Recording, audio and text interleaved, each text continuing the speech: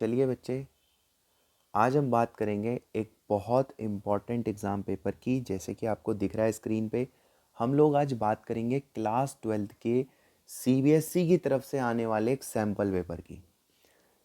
तो चलिए बिना वक्त ज़ाया करे इस इम्पॉर्टेंट पेपर को हम डिस्कस करते हैं। तो प्यारे बच्चों, ये पेपर 70 मार्क्स का होता है और 3 आवर्स जैसे कि आपको पता है अलॉट होते हैं इसको करने के लिए। हमारा जो ये बोर्ड का पैटर्न होता है वो हमें इसी से समझ आता है कि 5 सेक्शन में हमारा ये पेपर होगा, ए से लेके ई तक में, जिसमें से सेक्शन ए के अंदर 16 क्वेश्चन होंगे, 12 एमसीक्यू होंगे और 4 एसेशन बेस्ड होंगे। तो आइए चलिए डायरेक्ट बात करते हैं। सेक्शन ए से हम क्वेश्चनों की बात करते हैं। देखिए, पहले कुछ जर्नल इंस्ट्रक्शंस हमें यहाँ पे दिख रही हैं। उसके बाद कुछ कॉन्स्टेंट्स हैं जैसे कि म्यू नॉट, एप्सिलॉन नॉट, इस तरह के, जिन्हें हम याद करते हैं पूरे through out the year, but वो हमें गिवन होती हैं वैल्यूज़।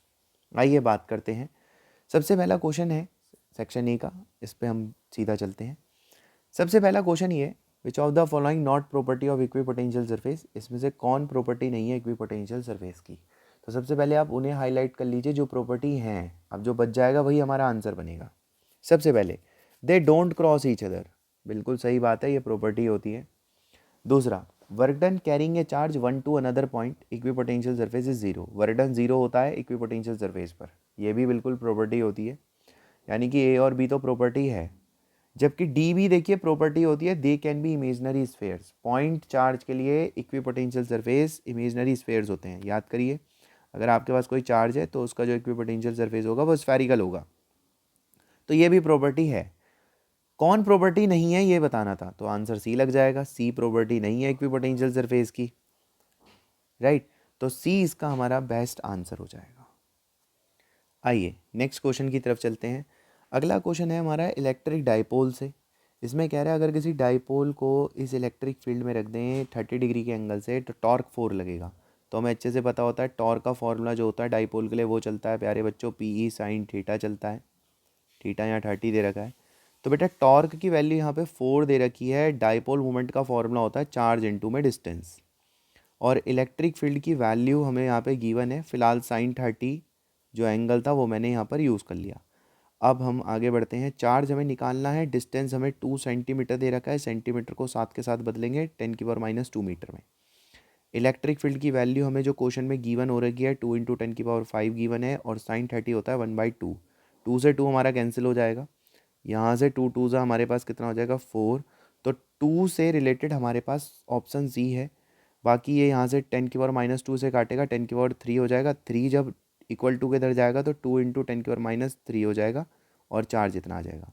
तो 2 मिली कुलाम इसका आंसर हो जाएगा, जो कि ऑप्शन नंबर सी है। तो ऑप्शन सी इसका आंसर होगा सेकंड का। देखिए पहले का भी आंसर सी, दूसरे का भी आंसर सी। आइए देखते हैं क्या तीसरे को हमारा आंसर सी बनेगा थर्ड क्वेश्चन का। तो चलिए थर्ड क्वेश्चन की तरफ चलते हैं। बेटा थर्ड क्वेश्चन अगर आप ध्यान से देखें तो थर्ड क्वेश्चन हमारा जो है, जैसे कि अगर हम थर्ड क्वेश्चन को रीड करते हैं तो थर्ड क्वेश्चन में क्या कह रहा है कि एक मेटल की प्लेट है, ठीक है, जिसे एक लाइट से एक्सपोज्ड करा गया है। तो ऐसा टॉपिक तो हमारा फोटो इलेक्ट्रिक में ही होता था, जब मेटल की प्लेट होती थी और उस पर एक लाइट आगे गिरती थी और इलेक्ट्रॉन हमारे इजेक्ट होते थे। तो जैसे कि आप जानते हो कि फोटोन की जो एनर्जी होती है फोटो इलेक्ट्रिक इफेक्ट में, वो दो जगह जाके डिवाइड होती है, एक वर्क फंक्शन में और एक काइनेटिक एनर्जी में। जिसमें से वर्क फंक्शन तो एक फिक्स होता है किसी भी मेटल के लिए, वो चेंज नहीं होता, ये एक फिक्स वैल्यू होती है किसी पर्टिकुलर मेटल के लिए। और काइनेटिक एनर्जी को हम ई वी लिखते हैं, ठीक है। तो चलिए शुरू करते हैं। फोटोन की जो एनर्जी होती है उसका जो फॉर्मूला होता है वो होता है हम लोगों के पास Sc/λ। क्वेश्चन में हमें ये बताना है कि कौन से कलर के लिए स्टॉपिंग पोटेंशियल सबसे ज़्यादा होगा। तो देखिए अगर मैं वेवलेंथ कम कर देता हूँ तो एनर्जी सबसे ज़्यादा होगी फोटोन की, क्योंकि वेवलेंथ और एनर्जी इन्वर्सली है। और अगर एनर्जी ज़्यादा होगी तो सीधी सी बात है स्टॉपिंग पोटेंशियल भी हमारा ज़्यादा होगा। यानी कि आपको ये देखना चाहिए कि किस में स्टॉपिंग पोटेंशियल की एनर्जी ज़्यादा है, उसी के लिए स्टॉपिंग पोटेंशियल भी ज़्यादा होगा। जिसमें फोटोन की एनर्जी ज़्यादा है उसमें स्टॉपिंग पोटेंशियल भी ज़्यादा। और ऐसा सिर्फ तब हो सकता है जब वेवलेंथ कम हो, और कम वेवलेंथ इन सभी ऑप्शन में वॉयलेट कलर की होगी। तो यानी कि वॉयलेट कलर का वेवलेंथ कम होता है, इसलिए उसका एनर्जी फोटोन का ज़्यादा होता है और स्टॉपिंग पोटेंशियल भी उसका ज़्यादा होता है। तो थर्ड क्वेश्चन ऑप्शन डी के लिए जाएगा। तो थर्ड का डी ऑप्शन होगा, क्योंकि वायलेट की ही वेवलेंथ सबसे कम होगी और उसके फोटोन की एनर्जी सबसे ज़्यादा होगी, और फोटोन की एनर्जी जितनी ज़्यादा होगी स्टॉपिंग पोटेंशियल भी एक्सपेरिमेंट के अकॉर्डिंग उतना ही ज़्यादा बनेगा। आइए आगे बढ़ते हैं, बात को आगे लेकर के चलते हैं। नेक्स्ट यहाँ से आगे की हम बात करते हैं। नेक्स्ट क्वेश्चन में कहता है when alpha particle send through thin gold foil most of them go straight through the foil because, कहता है अल्फा पार्टिकल, याद है रदरफोर्ड एक्सपेरिमेंट आप सभी बच्चों को, कह रहा है कि ज़्यादातर अल्फा पार्टिकल गोल्ड फॉइल के आर पार चले गए थे। क्यों? क्योंकि इसमें कहा गया था कि most of the part of the atom is empty. इसका आंसर सी लग जाएगा, थ्योरेटिकल है। ज़्यादातर अल्फा पार्टिकल उस एक्सपेरिमेंट में गोल्ड फॉइल के अंदर से क्यों चले गए थे? क्योंकि बहुत सारी जगह खाली थी। यही चीज़ हम बोल रहे हैं, most of the part of the atom is empty. तो फोर्थ, क्योंकि थ्योरेटिकल बेस्ड क्वेश्चन है, डायरेक्ट रदरफोर्ड मॉडल से आया अल्फा स्कैटरिंग एक्सपेरिमेंट से, इसीलिए इसका आंसर सी हो जाएगा। आइए क्वेश्चन नंबर 5 की तरफ चलते हैं। 5 क्या कहता है? तो फोर्थ का आंसर सी बन चुका है और हम 5 पे आ चुके हैं। फिफ्थ क्वेश्चन में क्या कह रहा है? आपके पास एक इलेक्ट्रॉन है और वह इलेक्ट्रॉन पॉजिटिव एक्स एक्सिस में मैग्नेटिक फील्ड में जा रहा है। तो जैसे कि आप जानते हैं पॉजिटिव एक्स एक्सिस है, और प्यारे बच्चों ये हमारा इलेक्ट्रॉन है जो कि मूव कर रहा है पॉजिटिव एक्स एक्सिस की तरफ, और जो हमारी मैग्नेटिक फील्ड है वो हमारी वाई एक्सिस की तरफ है, कुछ ऐसे है। अब ये आपसे कह रहा है किस डायरेक्शन में मैग्नेटिक फोर्स एक्ट करेगी। तो मेरे प्यारे बच्चों जो फोर्स होती है उसका फॉर्मूला होता है Q, और प्यारे बच्चों साथ में चलता है V क्रॉस B, ये हमारे पे फॉर्मूला चलता है। तो क्योंकि जो हमारा चार्ज है वो इलेक्ट्रॉन है, जो वेलोसिटी है वो x डायरेक्शन में है तो आई कैप, मैग्नेटिक फील्ड हमारी वाई कैप में है तो यूज़ करेंगे हम जे कैप। तो मेरे प्यारे बच्चों मल्टीप्लाई करने से हमारे पास जो एक आंसर बनेगा वो ये बनेगा आई क्रॉस जे। तो ये क्या होता है? के होता है। क्रॉस प्रोडक्ट हमें अच्छे से पता है, हम बहुत प्रैक्टिस करते हैं इसकी क्लास में। तो ये हमारे पास एक आंसर बन जाएगा माइनस के, और क्योंकि जो माइनस के होता है वो एक नेगेटिव जेड एक्सिस को इंडिकेट करता है, इसका मतलब है इलेक्ट्रॉन पे जो फोर्स लगेगी वो नेगेटिव जेड में लगेगी। इसीलिए फिफ्थ का आंसर हमारा बी बन जाएगा कि अलोंग नेगेटिव जेड एक्सिस यह एक्ट करेगा। आइए चलिए आगे बढ़ते हैं, बात को आगे लेकर के चलते हैं। चलिए नेक्स्ट क्वेश्चन की तरफ आते हैं। नेक्स्ट क्वेश्चन को हम समझना शुरू करते हैं। नेक्स्ट क्वेश्चन में क्या कह रहा है, बात को आगे बढ़ाते हैं। सिक्स्थ क्वेश्चन देखिए, फिफ्थ का आंसर हमारा बी बन चुका है, माइनस जेड बना था। आइए सिक्स क्वेश्चन की तरफ चलते हैं। सिक्स क्वेश्चन में कह रहा है कि रिलेटिव परमिएबिलिटी सब्सटेंस एक्स की एक से कम है, मतलब एक्स की रिलेटिव परमिटिविटी एक से कम है। तो एक से कम का मतलब कोई नेगेटिव नंबर रहेगा, एक से कम है तो। दूसरा, और y कोई सब्सटेंस है जिसकी स्लाइटली मोर देन है, तो एक से ज़्यादा का मतलब कोई पॉजिटिव नंबर रहा होगा। और देखिए बहुत ज़्यादा भी नहीं होगा, वर्ड यूज़ हो रहा है स्लाइटली मोर देन, तो बहुत ज़्यादा भी नहीं है, हल्का ही होगा, पॉजिटिव वैल्यू में भी कम होगा। तो ये पूछना चाह रहा है आपसे कि कौन सा मटेरियल ये होगा। तो नेगेटिव आपको पता है डायमैग्नेट के लिए ही होता है, और पॉजिटिव स्लाइटली वो भी, तो वो पैरामैग्नेटिक सब्सटेंस के लिए होता है। यानी कि इसका आंसर हमारा जो है ऐसा बनेगा जिसमें लिखा होगा कि एक्स डायमैग्नेट है और वाई पैरामैग्नेट है, और ऐसा ऑप्शन हम पे डी है। तो सिक्स का आंसर मेरे प्यारे बच्चों डी बन जाएगा। चलिए नेक्स्ट क्वेश्चन की तरफ चलते हैं। अगला क्वेश्चन, क्वेश्चन नंबर 7 हम लोगों के पास होता है। आइए क्वेश्चन नंबर 7 को हम पढ़ना शुरू करते हैं। क्वेश्चन नंबर 7 में हमसे कहा जाता है कि आपके पास एक एमीटर है, ठीक है। तो मैंने मान लिया कि मेरे पास एक गैल्वेनोमीटर है, ठीक है, जिसका रेजिस्टेंस हमें प्रोवाइडेड है 0.81 ओम, और ये जो है 1 एम्पियर करंट को यहाँ से रीड कर रहा होता है। आप ये बताइए कितनी वैल्यू का शंट हम यहाँ पर लगाएं जिससे कि ये 10 एम्पियर के करंट को मेज़र करने लगे, यानी कि 10 एम्पियर तक के करंट को ये मेज़र करने लगे। तो मेरे प्यारे बच्चों सीधी बात है, 10 एम्पियर के करंट को मेज़र करना चाहता है, पहले 1 ही एम्पियर कर पा रहा था मैक्सिमम, अब 10 को करना चाहता है। तो मेरे प्यारे बच्चों 9 एम्पियर का करंट इसे नीचे से पास करना पड़ेगा सर्किट में, तभी बात बन पाएगी। और अब आप ये देखिए, ये और ये दोनों पैरेलल में आ जाते हैं, और अगर दो चीज़ें पैरेलल में आती हैं तो उनकी वोल्टेज सेम होती है। तो इसकी जो वोल्टेज होगी वो लिखी जाएगी आई इंटू आर, ओम्स लॉ के अकॉर्डिंग आई आर, और जो नीचे वाले हैं उनकी वोल्टेज लिखी जाएगी आई इंटू आर, और ये इसकी टेबल में कट के 0.09 ओम बनाएगा। इसीलिए जो रेजिस्टेंस होगा वो 0.09 ओम होगा, और आंसर बी होगा। तो 7th क्वेश्चन का आंसर हमारा बी हो जाता है। आप देख रहे होंगे इसमें अब तक 2 क्वेश्चन थ्योरेटिकल टाइप के आए हैं, बाकी 3 क्वेश्चन एक तरह से सॉल्यूशन टाइप के आए हैं। बहुत लंबी कैलकुलेशन नहीं है, पर हाँ कंसेप्ट बेस्ड पेपर बन रहा है। आइए आगे बढ़ते हैं, क्वेश्चन नंबर 8 की तरफ हम लोग आगे चलते हैं। क्वेश्चन नंबर 8 में हम लोगों से ये कहता है, क्वेश्चन नंबर 8 में हम लोगों से ये कहते हुए चलता है कि एक इलेक्ट्रॉन है जिसका एंगुलर मोमेंटम L है और मैग्नेटिक मोमेंट कितना होगा। तो थ्योरेटिकल क्वेश्चन है सर, फॉर्मूला होता है इसका m/l is equal to charge upon में 2m। तो इसने आपसे मैग्नेटिक मोमेंट पूछा है, तो मैग्नेटिक मोमेंट हो जाएगा EL अपॉन में 2m, m यहाँ पे मास होता है। तो ये ऑप्शन आप ढूंढिए और ये ऑप्शन आपको मिल जाएगा ऑप्शन नंबर ए में। तो 8th का आंसर ए हो जाएगा, डायरेक्ट थ्योरेटिकल बेस ये क्वेश्चन इसने हम यहाँ पर बना के दे दिया है। आइए अगले क्वेश्चन की तरफ चलते हैं, क्वेश्चन नंबर 9। क्वेश्चन नंबर 9 में क्या कहता है, इसको भी साथ के साथ देखते हैं। क्वेश्चन नंबर 9 में बच्चों आपसे कहा जाता है कि द लार्ज स्केल ट्रांसमिशन, कहता है एक लार्ज स्केल पे हम जो है ट्रांसमिशंस करते हैं इलेक्ट्रिकल एनर्जी का लॉन्ग डिस्टेंस पर विद यूजर ट्रांसफॉर्मर। बिल्कुल ट्रांसफॉर्मर से क्वेश्चन आता है। कहता है voltage output of generator is step up because, कहता है जो आउटपुट वोल्टेज है ना वो स्टेप अप करके भेजते हैं, बताइए क्यों। रिडक्शन ऑफ करंट, बिल्कुल सही कह रहा है मेरे प्यारे बच्चों। आपको पता होगा जब एक जगह से दूसरी जगह हमें वोल्टेज पहुंचानी होती है ना, तो हम जो है लो करंट करके भेजते हैं, रिडक्शन ऑफ करंट करके भेजते हैं। बिल्कुल सही ऑप्शन है first. Reduction of current end voltage both, नहीं वोल्टेज कम करके नहीं भेजते हैं, स्टेप अप कर रहे हैं तो बढ़ा के भेजेंगे। पावर लॉसेस कट डाउन, बिल्कुल करंट कम करने का रीज़न ही यही है कि पावर लॉस हमें कम करना होता है। तो ए और सी दोनों सही हैं, इसलिए इसका आंसर डी लगेगा। 9th एक थ्योरिटिकल बेस्ड क्वेश्चन है, थ्योरी बेस्ड क्वेश्चन है जिसे पैचेस में डिस्कस करा जाता है कि स्टेप अप करके भेजा जा रहा है लॉन्ग डिस्टेंस ट्रांसमिशन के लिए। तो याद करना होता है इस वाले पार्ट को, करंट कम करते हैं ऐसे केस में हम, अगर हमें स्टेप अप करके भेजना होता है जिससे कि पावर लॉस कम हो रहे होते हैं, इसका रीज़न ही होता है। तो इसलिए 9th का आंसर हमारा डी बन जाता है। आइए नेक्स्ट क्वेश्चन 10th के पास चलते हैं। बेटे 10th क्वेश्चन की अगर हम बात करें तो ये इलेक्ट्रोमैग्नेटिक वेव के अंदर से हमारा क्वेश्चन आता है। होप आप भी साथ के साथ प्रैक्टिस कर रहे होंगे, क्वेश्चन को देखते ही समझ रहे होंगे ये क्वेश्चन इस टॉपिक से आया है।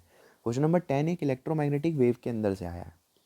इसने आपसे पूछा है direction of propagation of wave. तो आपको अच्छे से पता होगा जो डायरेक्शन होता है, डायरेक्शन ऑफ वेव जो होता है वो असल में ई और बी का क्रॉस प्रोडक्ट होता है। इलेक्ट्रिक फील्ड और मैग्नेटिक फील्ड का भी क्रॉस प्रोडक्ट होता है। तो दिए गए डायग्राम में ई और बी को देखिए ज़रा।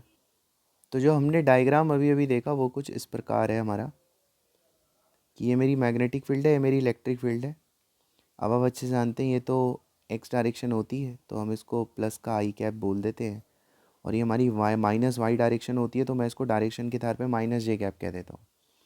अब डायरेक्शन ऑफ वेव निकालने के लिए हम यहाँ पर ई जो कि माइनस जे कैप है क्रॉस बी जो कि यहाँ पे प्लस आई कैप है। देखिए आपको क्रॉस प्रोडक्ट आना चाहिए क्योंकि अभी एक ऊपर क्वेश्चन भी गया था फोर्स ऑन इलेक्ट्रॉन पे, वो भी क्रॉस प्रोडक्ट से था और ये भी क्रॉस प्रोडक्ट से आ रहा है। तो मेरे प्यारे बच्चों जे क्रॉस आई, तो जे क्रॉस आई हमारा के होता है, जे क्रॉस आई हमारा के होता है माइनस के होता है, लेकिन ऑलरेडी एक माइनस है तो ये प्लस के हो जाएगा, माइनस माइनस। और प्लस के का मतलब है बाहर की तरफ आना, ठीक है, और बाहर की तरफ आने का मतलब है आउट ऑफ द प्लेन। इसीलिए हम यही बोलेंगे कि जो 10th क्वेश्चन है इसका जो हमारा आंसर लगना चाहिए वो आंसर लगना चाहिए हम लोगों का फर्स्ट, क्योंकि परपेंडिकुलर तो हो गई ई और बी के और साथ में आउट ऑफ द प्लेन भी होगा, ठीक है। आइए नेक्स्ट क्वेश्चन पे चलते हैं। क्वेश्चन नंबर 11 हमारे पास क्या आता है, देखिए क्वेश्चन नंबर 11 ये कहता है कि भाई आपको एक कॉइल का रेजिस्टेंस दिया गया है और कॉइल का रेजिस्टेंस हमें 100 दिया गया है, ठीक है। और साथ के साथ ये आपसे ये कह रहा है कि ये आई टी ग्राफ है, आपको क्या बताना है, magnitude of change in flux बताना है, ठीक है प्यारे बच्चों। Magnitude of change in flux हम इन्हें बता देंगे। मेरे प्यारे बच्चों सबसे पहले जो करंट और टाइम है ये किस कहाँ तक आपको ले जाएगा, चार्ज तक, क्योंकि चार्ज का फॉर्मूला होता है मेरे प्यारे बच्चों करंट इनटू में टाइम। और ये जो ग्राफ है ये भी अगर आप देखेंगे तो एक करंट वर्सेस टाइम का है, आईटी ग्राफ है। तो आईटी ग्राफ से हमें क्या मिल सकता है, आईटी ग्राफ का एरिया हमें चार्ज दे सकता है। सबसे पहले तो हमें ये समझना पड़ेगा, तो हम इसका एरिया निकाल लेते हैं। दिए गए ग्राफ का जो एरिया होगा वो ट्राइंगल से निकलेगा, हाफ इंटू साथ के साथ बेस और साथ के साथ इसकी हाइट, ठीक है। तो प्यारे बच्चों, half into base into height हमने यहाँ पर कर ही दिया है। ऐसा करने से हमें जो है चार्ज आ जाएगा। अब जो चार्ज है, इस चार्ज को हम लोग लिख सकते हैं चेंज इन फ्लक्स अपॉन में रेजिस्टेंस। ठीक है, ये हम इसे लिख सकते हैं और ये बन जाएगा यहाँ से 5/2 मल्टीप्लाई होकर के। हम ऐसा क्यों लिख सकते हैं, मैं इसका रीज़न आपको यहाँ पे बता देता हूँ। क्योंकि फैराडे लॉ में लिखा गया था कि जो V है वो उसको आप लिख सकते हैं del phi by del t, और क्योंकि जो वोल्टेज होती है उसको हम लोग आई आर लिख सकते हैं यहाँ से, साथ में del phi by del t, और जो आई होगा इसको हम लिख सकते हैं चार्ज अपॉन में टाइम इंटू आर, और साथ में आपका चल ही रहा है del phi by del t. Time से टाइम कैंसिल कर दीजिए और देखिए चार्ज को आप अब लिख सकते हैं डेल फाई बाय आर, इसलिए मैंने डेल फाई बाय आर लिख दिया है। अब मैं आर की वैल्यू यहाँ पे 100 लिख दूंगा, तो 100 लिख देने से पहली बात तो मल्टीप्लाई करिए ज़रा इसकी इधर, तो हो जाएगा 5/2 इंटू में आर। और प्यारे बच्चों, जो आर होगा ना आर, उसको आपको लिख लेना चाहिए कितना, तो रेजिस्टेंस हमें दे रखा है 100, तो बेटा ये कट के हो गया हमारा 250। इसका मतलब इसका ऑप्शन डी चला जाएगा 11th क्वेश्चन का, 250 वेबर हमारा फ्लक्स होगा। आइए नेक्स्ट क्वेश्चन की तरफ चलते हैं। अगला क्वेश्चन, नेक्स्ट क्वेश्चन में हमें ये बताना है energy of electron nth orbit में इतनी है, द नेगेटिव साइन इंडिकेट। तो नेगेटिव साइन क्या इंडिकेट करता है, थियोरेटिकल क्वेश्चन है सर। नेगेटिव साइन क्या इंडिकेट करता है, अट्रैक्शन टुवर्ड द न्यूक्लियस।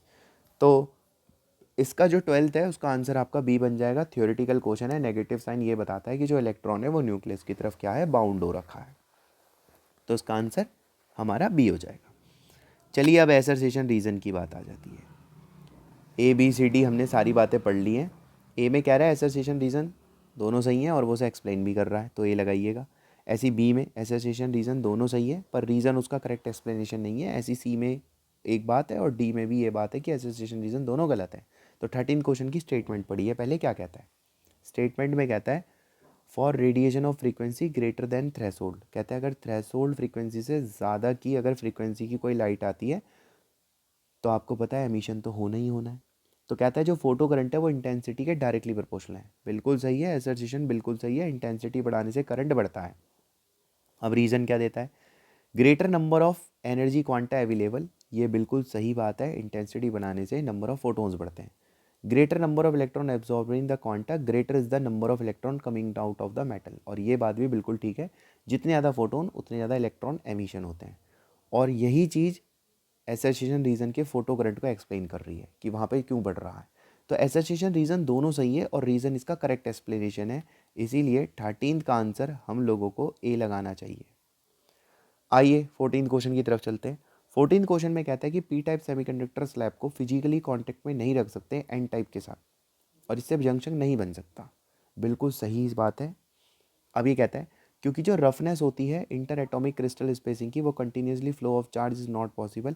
ये बात भी बिल्कुल सही कह रहा है और ये इसका एक्सप्लेनेशन भी हो है। तो 14th का भी आंसर हमें ए लगाना चाहिए। आइए 15th क्वेश्चन के पास चलते हैं। ये दोनों एक थ्योरेटिकल टाइप के क्वेश्चन हैं, एसोसिएशन रीजन जो हमारे पास आई है। आइए 15th क्वेश्चन को हम एक बार रीड करते हैं।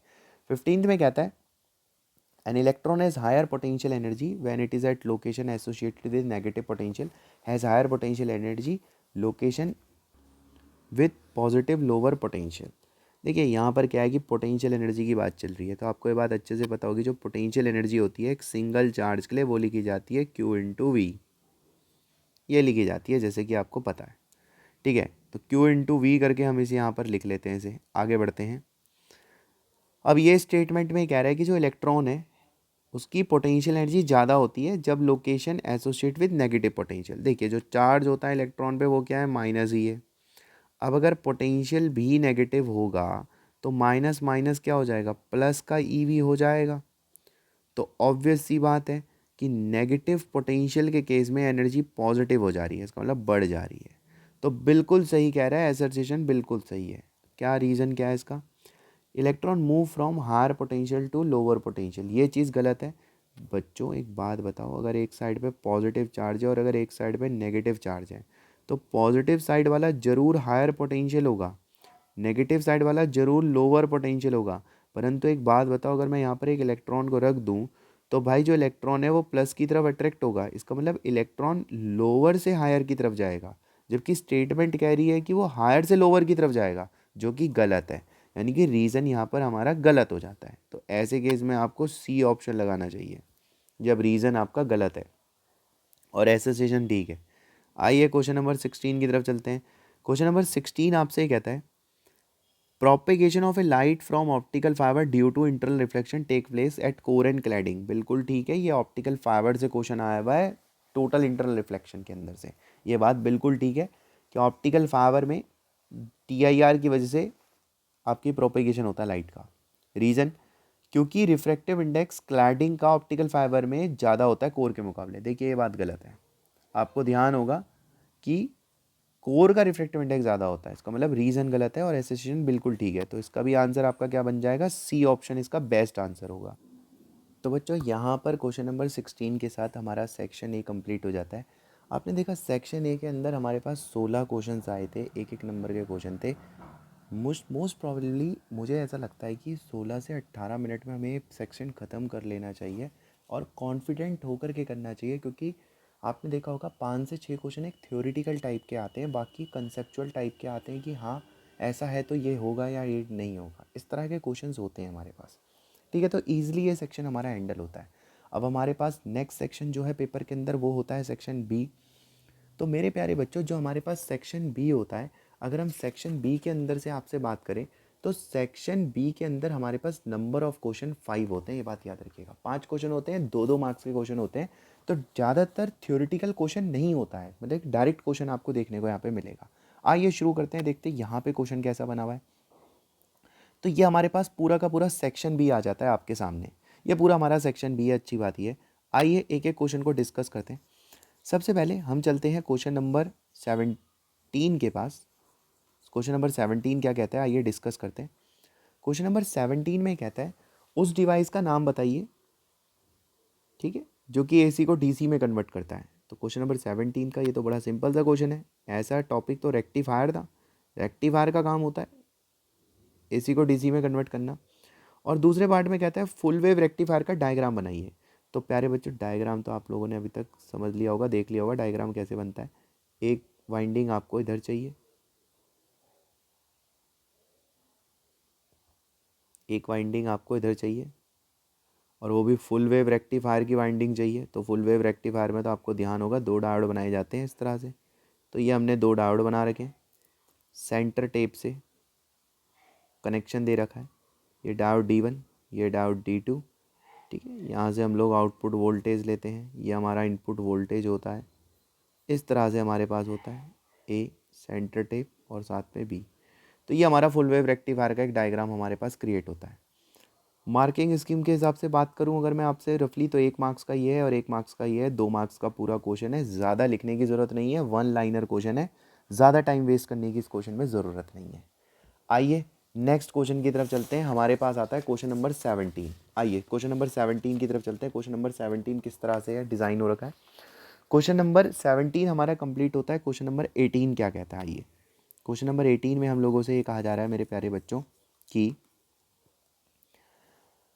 Wavelength of a photon lambda है, डी ब्रॉगली, ठीक है, and de Broglie wavelength of electron mass है सेम वैल्यू, ठीक है, और डी ब्रॉगली वेवलेंथ भी हमारे पास सेम है, मतलब फोटोन की वेवलेंथ लैम्डा है और डी ब्रॉगली वेवलेंथ इलेक्ट्रॉन जिसका मास एम है उसकी भी वैल्यू इतनी है।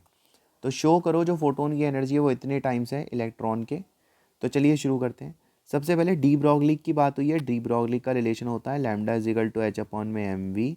तुरंत यहाँ से वी निकाल लीजिए, वी होगा एच एम इंटू लैम्डा, ये हो जाएगा हमारे पास वेलोसिटी। इसको काइनेटिक एनर्जी के फॉर्मूले में जाके रख दीजिए। काइनेटिक एनर्जी का फॉर्मूला होता है हाफ एम वी स्क्वायर। तो वी की जगह जा करके इसकी वैल्यू को रख दीजिए रिलेट करने के लिए, तो हो जाएगा एच अपॉन में एन लैम्डा का होल स्क्वायर, ठीक है। और ध्यान रखिएगा फोटोन की भी बात हुई थी, तो फोटोन का भी इस्तेमाल करिए। देखिए फोटोन की जो एनर्जी होती है वो एच सी बाई लैम्डा होती है। अब हम यहाँ पर आगे बढ़ते हैं। अब मैंने यहाँ पर फोटोन की भी एनर्जी लिख दी, मैंने यहाँ पे इलेक्ट्रॉन की भी स्पीड से काइनेटिक एनर्जी बना ली है, और मैं दोनों को डिवाइड कर देता हूँ। तो मैंने ई को जब के से डिवाइड करा तो तुरंत हमारे पास बन गया लैम्डा एम सी अपॉन में एच डिवाइड करने से। अब आप अपने शो को पढ़िए। शो में कह रहा था जो एनर्जी ऑफ फोटोन होता है, यानी कि जो ई होता है, वो 2 लैम्डा mc/h टाइम्स होता है किसके, काइनेटिक एनर्जी के। तो आप समझ गए होंगे, बहुत आसान है। ये फोटोन की एनर्जी लिखी, ये इलेक्ट्रॉन की काइनेटिक एनर्जी लिखी, जब मैंने दोनों को डिवाइड करा मेरा रिलेशन बन गया। तो ज़्यादा कुछ लिखने की ज़रूरत नहीं है, मैंने कहा बहुत सीधा क्वेश्चन आता है, बहुत सटीक क्वेश्चन आता है। उसमें बताया जाता है कि ये इसके साथ रिलेट करवाना है, दोनों को रिलेट करिए और आंसर। चलिए नेक्स्ट क्वेश्चन की तरफ चलते हैं, अगले क्वेश्चन को कंप्लीट करेंगे। तो मेरे प्यारे बच्चों नेक्स्ट क्वेश्चन क्या है उस पर चलते हैं। क्वेश्चन नंबर 19, इसमें आपसे कहता है एक रे है, एक लाइट की रे है, वो पास होती है इक्विलेटरल प्रिज्म से, ठीक है, such that angle of incidence is equal to angle of emergence and each of these angle 3/4 of angle of prism. आप समझ रहे होंगे, angle of incidence, angle of emergent is 3/4 of angle of prism. Angle of prism ये होता है, और आपको prism का डायग्राम याद भी होगा। ये एंगल एंगल ऑफ प्रिज्म होता है, यहाँ से लाइट रे एंटर करती है और यहाँ से लाइट की रे बाहर जाती है, ठीक है। तो ये एंगल ऑफ इंसिडेंस है, ये एंगल ऑफ इमरजेंट है, और ये ऐसे ही है। अब ये कहता है determine the deviation, angle of deviation बताना है, and refractive index of the prism. सबसे पहले तो आपको ये समझना पड़ेगा आई और ई जो बराबर होते हैं ये मिनिमम डेविएशन के केस में होते हैं, और मिनिमम डेविएशन के केस में जो फॉर्मूला होता है वो आपको ध्यान होगा 2i माइनस ए चलता है। अब यहाँ पर आप आई की वैल्यू रखिए जो गिवन है 3/4 ऑफ ए, ये आपको गिवन हो जाती है। तो आप जब इसे कैंसिल करेंगे तो आ जाएगा 3/2a माइनस ए। आपके पास सॉल्व करके ये संख्या निकल के आ जाती है 1/2a, यानी कि a/2। तो ये आपका डेविएशन आ जाता है यहाँ से। आगे refractive index of the prism के बारे में बात हो रही है, तो आपको शायद म्यू का भी फॉर्मूला याद होगा, जो हम रिलेशन बनाते हैं वो होता है sine del plus a/2 upon में साइन a/2। आपको ये रिलेशन भी याद होगा जो डायरेक्ट रिलेशन होता है, और मैंने पहले कहा था सेक्शन बी के अंदर से डायरेक्ट रिलेशन बेस्ड क्वेश्चन आते हैं कई बार। अब देखिए आप बस इन्हें ऐड करिए और आपका आंसर आता चले जाएगा। डेल की वैल्यू अभी अभी आपने निकाली थी a/2, तो a/2 प्लस a, तो आपका आंसर यहाँ पर तैयार हो जाता है, ये बन जाएगा a/2 प्लस a, तो ये हो जाएगा 3/2a, और नीचे पहली से ही एक 2 भी है आगे, और साथ में चल रहा है साइन a/2। क्यों बच्चों, साइन a/2। अब हम यहाँ से आगे बढ़ जाते हैं। अब हम इसे आगे और कंटिन्यू में अगर सॉल्व करते हैं तो ये हो जाएगा, यहाँ हो जाएगा 3a/4, और साथ में ये भी निकल के आ जाएगा हमारे पास a/2, साथ में हमारे पास ये भी बनेगा a/2। अब चलिए इसमें वैल्यू डालते हैं, क्योंकि उसने कहा था इक्विलेटरल ट्राइंगल है तो a की वैल्यू हमें यहाँ पर 60 रखनी चाहिए। तो चलिए वक्त आ गया वैल्यू रखने का, तो a की जगह जैसे ही हम यहाँ पर 60 पुट करते हैं तो सबसे पहले तो ये वाला जो पार्ट है, ठीक है, वो बन जाता है साइन। देखिए यहाँ पर क्या है कि आप कैलकुलेशन इजी कर सकते हैं। जस्ट मुझे अभी ध्यान आया कि हम इतना लंबा जा ही क्यों रहे हैं वैल्यूज़ लेकर के, हम इसे यहीं पर ऊपर भी इसे छोटा कर सकते थे। जैसे a की वैल्यू हमने यहाँ पर 30 पुट कर दी, सॉरी 60 पुट कर दी, तो 60/2 से हमारा डेल जो है 30 आ रहा है, ठीक है, डेविएशन आ गया।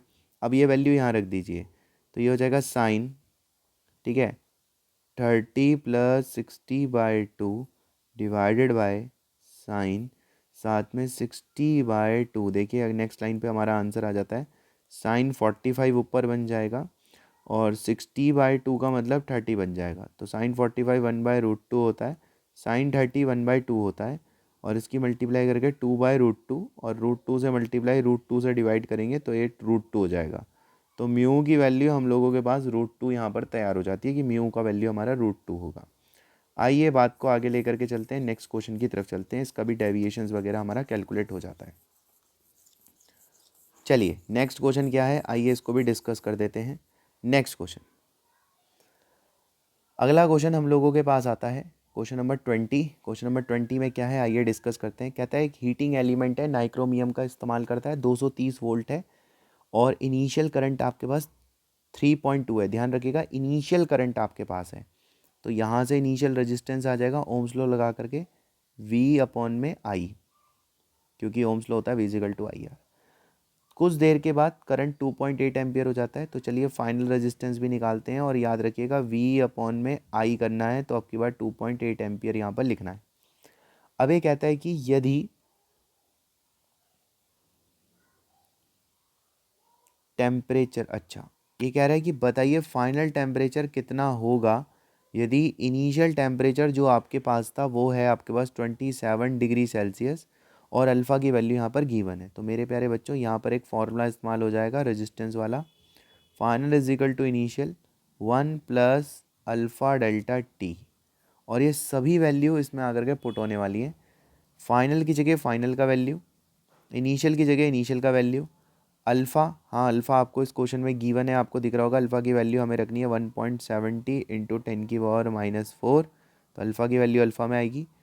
अब आपने फाइनल की वैल्यू रख ली होगी, इनिशियल की वैल्यू रख ली होगी, साथ में 1 प्लस अल्फ़ा। अब डेल्टा टी को ऐसे लिखिएगा, देखिए फाइनल माइनस इनिशियल, इस तरह से रखिएगा और देखिएगा यहाँ पे किसकी वैल्यू निकलेगी। तो यहाँ पर वैल्यू निकलेगी आपका टी की वैल्यू आ जाएगी और क्वेश्चन हमारा पूरी तरह से कंप्लीट हो जाएगा। एक बार आप रख के देखिएगा, अगर आपको कोई डाउट लगता है तो आप मेरे से पूछिएगा कि वैल्यू कैसे आ रही है। ठीक है, बिल्कुल एनसीईआरटी बेस्ड क्वेश्चन है सर ये वाला। एनसीईआरटी में भी एक ऐसा क्वेश्चन है, अगर आप एक्सरसाइज का एक एक क्वेश्चन करके गए हैं तो। आइए चलिए नेक्स्ट क्वेश्चन की तरफ बढ़ते हैं। यहाँ पे आता है हमारे पास क्वेश्चन नंबर 21। आइए क्वेश्चन नंबर 21 के बारे में भी बात करते हैं। देखिए क्वेश्चन नंबर 21 में ना क्या है कि चॉइस मिलता है आपको, सेक्शन बी के एक क्वेश्चन में आपको चॉइस मिलता है और वो यही है। तो हम एक क्वेश्चन डिस्कस कर लेते हैं, क्वेश्चन नंबर 21, जिसमें ये कहा गया है कि शो करना है कि लीस्ट पॉसिबल डिस्टेंस ऑब्जेक्ट और रियल इमेज का कॉन्वेक्स लेंस के लिए वो 4f है। तो तुरंत आप सबसे पहले एक लेंस बनाइए, वो भी कॉन्वेक्स जैसा लेंस बनाइएगा। और ध्यान ये रखिएगा कि मान के चलते हैं कि मेरा ऑब्जेक्ट है और ये मेरी इमेज है, मैं ये मान के चल रहा हूँ कि ऑब्जेक्ट है और ये मेरा इमेज है। ठीक है, और मुझे प्रूफ करना है कि डिस्टेंस बिटवीन ऑब्जेक्ट और जो रियल इमेज है, मतलब ये डिस्टेंस ये 4f आना चाहिए। तो पल भर के लिए मैं इसको d मान लेता हूँ और मेरा काम है कि मुझे प्रूफ करना है कि d 4f है। ठीक है, आइए शुरू करते हैं। तो कैसे करेंगे बच्चों सबसे पहले मैं मान लेता हूँ कि लेंस से दूरी कुछ है x मान ली मैंने, तो बची हुई दूरी मेरे पास d माइनस एक्स बन जाएगी। अब मेरे प्यारे बच्चों मैं यहाँ पर जो ऑब्जेक्ट लूँगा वो माइनस करके लूँगा d माइनस एक्स ये वैल्यू, जो मैं इमेज की वैल्यू लूँगा वो मैं प्लस करके लूँगा x, राइट। मेरे पास लेंस इक्वेशन होती है जो कि होती है 1/f is equal to 1/v minus 1/u। अब बच्चों मैं यहाँ पर अपनी वैल्यूज़ पुट करना चाहूँगा, तो मैंने इसकी जगह पे x पुट कर दिया, u की जगह पे u का वैल्यू d माइनस एक्स वाला पुट कर दिया। अब मेरे पास यहाँ से मल्टीप्लाई करके एक इक्वेशन तैयार होगी कुछ इस प्रकार से, और क्योंकि ये क्वाड्रेटिक इक्वेशन होगी तो जो इसका एक तरह से रिलेशन आप कहते हैं वो कुछ इस तरह से हमें यहाँ पर मिल जाएगा, एफ डी करके मिल रहा है हमें इक्वल टू 0। और क्वाड्रेटिक इक्वेशन के रूट आपको अच्छे से पता है कैसे सॉल्व होते हैं, minus D plus minus under root, ये हो जाएगा d² 4f_d और डिवाइड में आपके पास चलेगा 2a यानी कि 2। अब देखिए यहाँ पर एक बात है कि अगर आपको x की वैल्यू चाहिए तो ये वैल्यू आपकी रियल होनी चाहिए रूट में। तो d² माइनस 4f_d आपको पता है ना रियल के लिए 0 से बड़ा नंबर होना चाहिए। तो d² is equal to 4f_d, बेटे एक d से एक d कट गया, तो देखिए हैंस प्रूफ d की वैल्यू 4f होनी चाहिए, तो वो हमने प्रूफ कर दी है। तो मतलब बिल्कुल भी कोई घुमावदार क्वेश्चन नहीं है, बिल्कुल एकदम सीधे सीधे क्वेश्चन है जैसे कि हम डिस्कस करते हैं, पढ़ते हैं, पूरे साल तैयारी करते हैं, बिल्कुल उसी तरह के कंसेप्ट बेस्ड ये सारे क्वेश्चंस होते हैं। अगर आपको ऐसा लग रहा है कि मैं कैलकुलेशन सीबीएसई के बहुत जल्दी जल्दी कर रहा हूँ, तो बेटा आप थोड़ा सा स्लो स्पीड करके भी वीडियो देख सकते हैं, आपको सभी आंसर स्लो स्पीड में भी मिल जाएंगे। आइए अगले क्वेश्चन की तरफ चलते हैं। हमारे पास आता है अब सेक्शन सी। सेक्शन सी में भी हम लोग बात करते हैं। अब ये सेक्शन आप सभी बच्चों को पता है, ये सेक्शन 3 मार्क्स के होते हैं। ठीक है, तो आइए सेक्शन सी को भी डिस्कस करते हैं फटाफट से। सेक्शन सी में हम लोगों को सबसे पहले क्वेश्चन मिलता है जो कि एक तरह से बाइंडिंग एनर्जी के कंसेप्ट के ऊपर बेस्ड होता है। आइए इसको भी हम साथ के साथ डिस्कस करते हैं कि इस क्वेश्चन में हमें करना क्या है। तो चलिए सेक्शन सी के इस क्वेश्चन की तरफ बढ़ते हैं। सेक्शन सी का ये क्वेश्चन क्या कहता है मेरे प्यारे बच्चों, सेक्शन सी का ये क्वेश्चन कहता है एक कॉइन है जिसका मास 3 ग्राम है, आपको न्यूक्लियर एनर्जी बतानी है न्यूट्रॉन प्रोटॉन को सेपरेट करने के लिए, और यहाँ पे मासेस गिवन है जैसे कि न्यूक्लियस का भी मास गिवन है। तो मेरे प्यारे बच्चों सबसे पहले 3 ग्राम कॉपर में कितने नंबर ऑफ एटम है ये चेक आपको कर लेना चाहिए। तो नंबर ऑफ एटम्स निकालने के लिए, क्योंकि जितने एटम होंगे उतने न्यूक्लियस भी होंगे, तो नंबर ऑफ एटम निकालने के लिए हम 3 को मोलर मास से डिवाइड करेंगे, ये हमारे मोल आ गए, और इसकी मल्टीप्लाई करेंगे एवोगैड्रो नंबर से 6.022 इंटू 10⁻23 से हम इसे मल्टीप्लाई भी करेंगे। ऐसा करने से हमें यहाँ पर एक नंबर मिल जाएगा और वो होगा 2.86 इंटू 10⁻22। इतने नंबर ऑफ न्यूक्लियाई मिलेंगे, यानी कि 3 ग्राम के अंदर इतने नंबर ऑफ न्यूक्लियाई होंगे।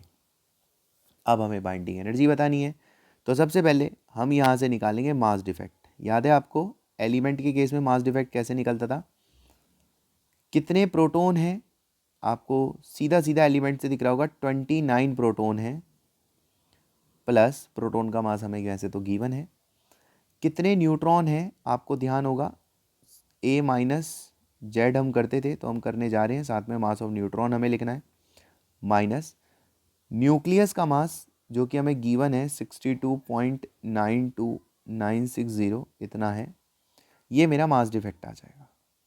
ठीक है, एक बार इसे कैलकुलेट करिएगा, ये वैल्यू आपके पास आएगी 0.59225 करके, ये मेरे पे डेल्टा एम का वैल्यू आ जाएगा कैलकुलेट करके।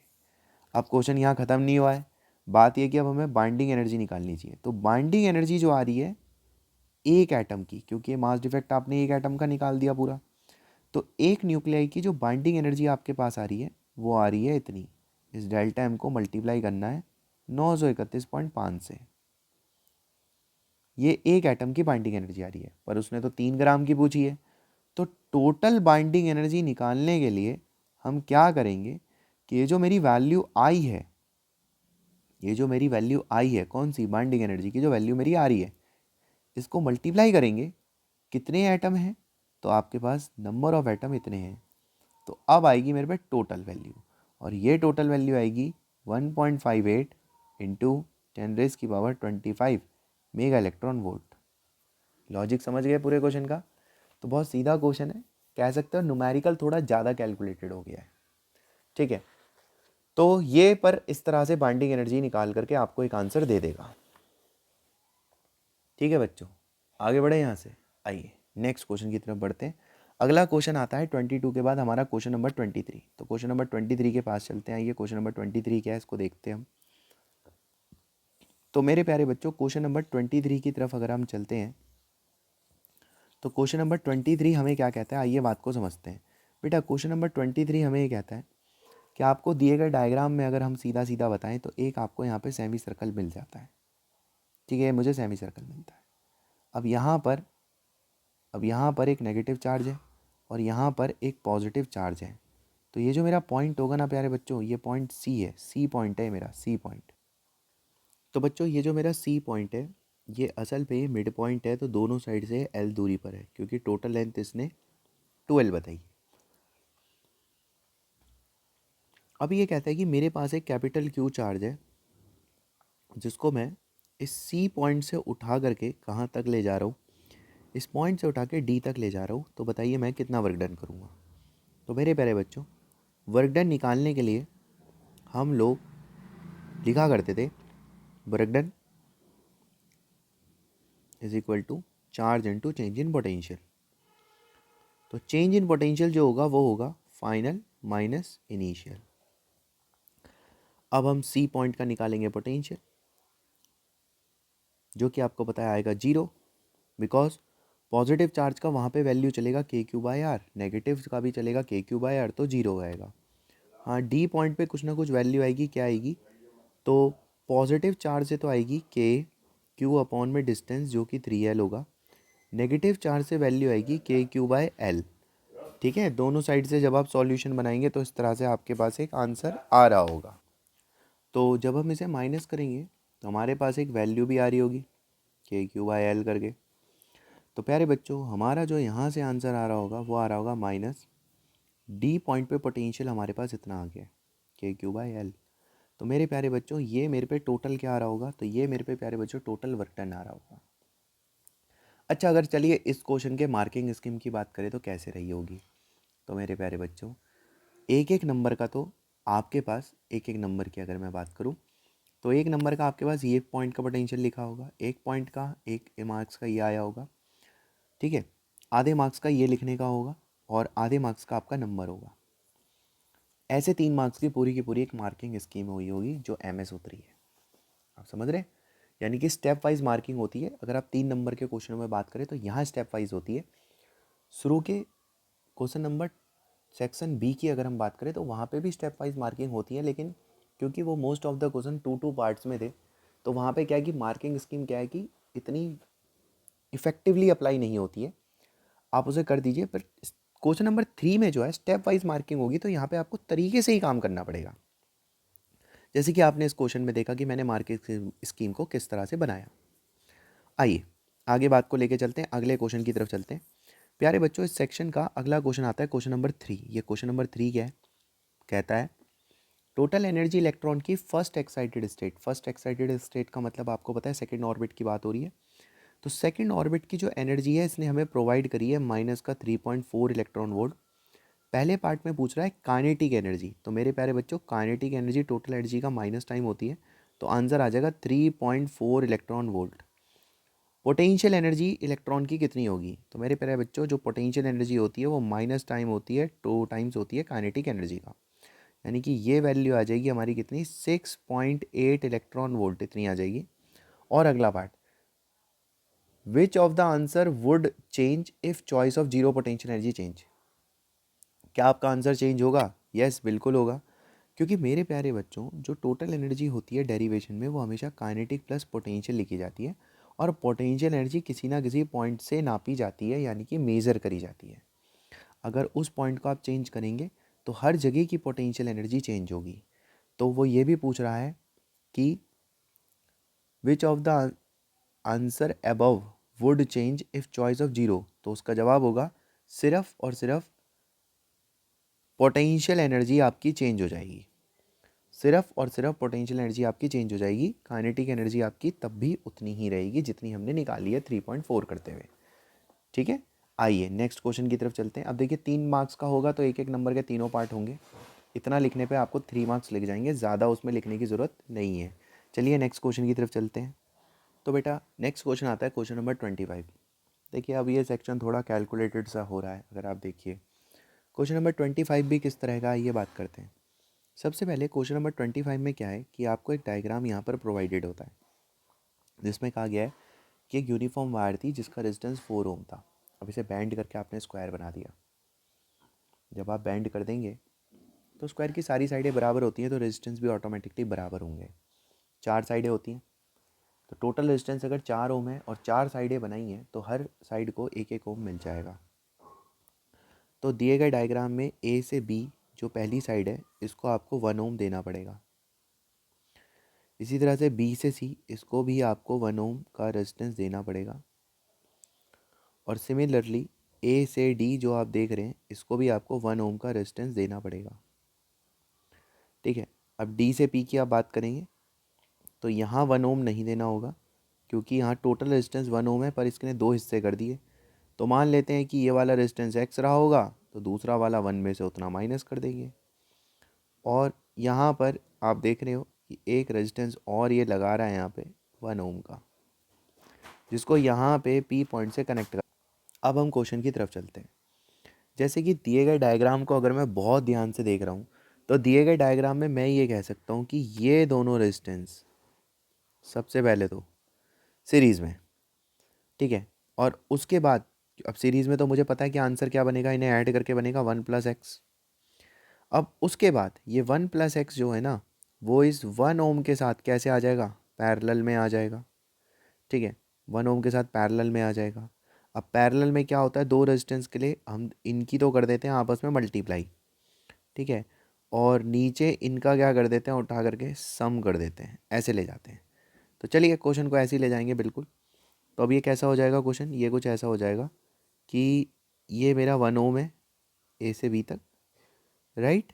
यहाँ पे मेरा एक पूरा रेजिस्टेंस सॉल्व हुआ है, आर पी, ये पैरेलल वाला, ये वैल्यू पूरी की पूरी जो मैंने सॉल्व करी यहाँ पर, ठीक है। और ये मैंने यहाँ पर एक और रेजिस्टेंस बनाया 1 - x का पूरा, राइट। और यहाँ पर मेरे पास ये पूरा का पूरा 1 ओम बन गया है। ऐसा ही मेरा क्वेश्चन कुछ हो गया है, ठीक है। और मुझे बताना है रेजिस्टेंस किसका, डीपी पार्ट का, ठीक है। किसका बताना है, डी नहीं, मुझे बताना है what is the resistance of DP part, ठीक है। तो डीपी पार्ट आप देख रहे हैं, एक्स बताना है, ठीक है। हम एक्स निकालेंगे, देखेंगे भैया एक्स हमारा कितना आ सकता है, कितना नहीं आ सकता। फिलहाल जो मेरा दिया गया डायग्राम है वो कुछ इस तरह से माना जाएगा, ठीक है। आइए शुरू करते हैं, देखते हैं क्या है और क्या है इस क्वेश्चन में कुछ लैंग्वेज है। When potential difference is applied A and C, the point P and C are same potential, B and P are same potential. अब समझिए, जो आपका बी पॉइंट है और जो आपका पी पॉइंट है ये सेम पोटेंशियल पे है।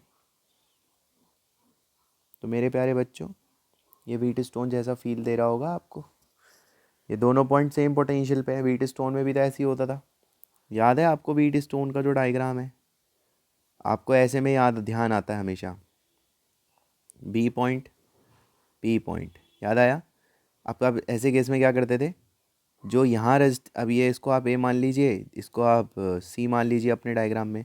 तो यहाँ जो रेजिस्टेंस होता था ए और बी के बीच में, हमारे डायग्राम में तो 1 ओम है। और यहाँ जो रेजिस्टेंस होता था बी और सी के बीच में, हमारे डायग्राम में तो 1 ओम है। इसका रेशो ले लेते थे। तो अब हम क्वेश्चन की तरफ चल रहे हैं, तो हमने इनका रेशो ले लिया 1/1, बराबर करा। ए और पी के बीच में जो रेजिस्टेंस है तो वो हमारा आर पी है, और जो पी और सी के बीच में रेजिस्टेंस है वो हमारा 1 - x है। इसका रेशो ले लिया करते थे। तो 1 - x जो है किसके बराबर आ रहा है, आर पी के, मल्टीप्लाई करने पर मुझे ऐसा लगता है आपको आर पी की वैल्यू रख लेनी चाहिए। आर पी की वैल्यू होगी 1 + x, और नीचे चलना चाहिए 2 + x को लेकर के, राइट। आपको यहाँ पे मल्टीप्लाई भी करनी चाहिए, जो हमें लगता है मल्टीप्लाई करके हो जाएगा 2 + x - 2x + x² = 1 + x। प्यारे बच्चों, x से x कैंसिल। अब आपके पास जो इक्वेशन है वो कैसे उतर रही है, देखिए, x² - 2x,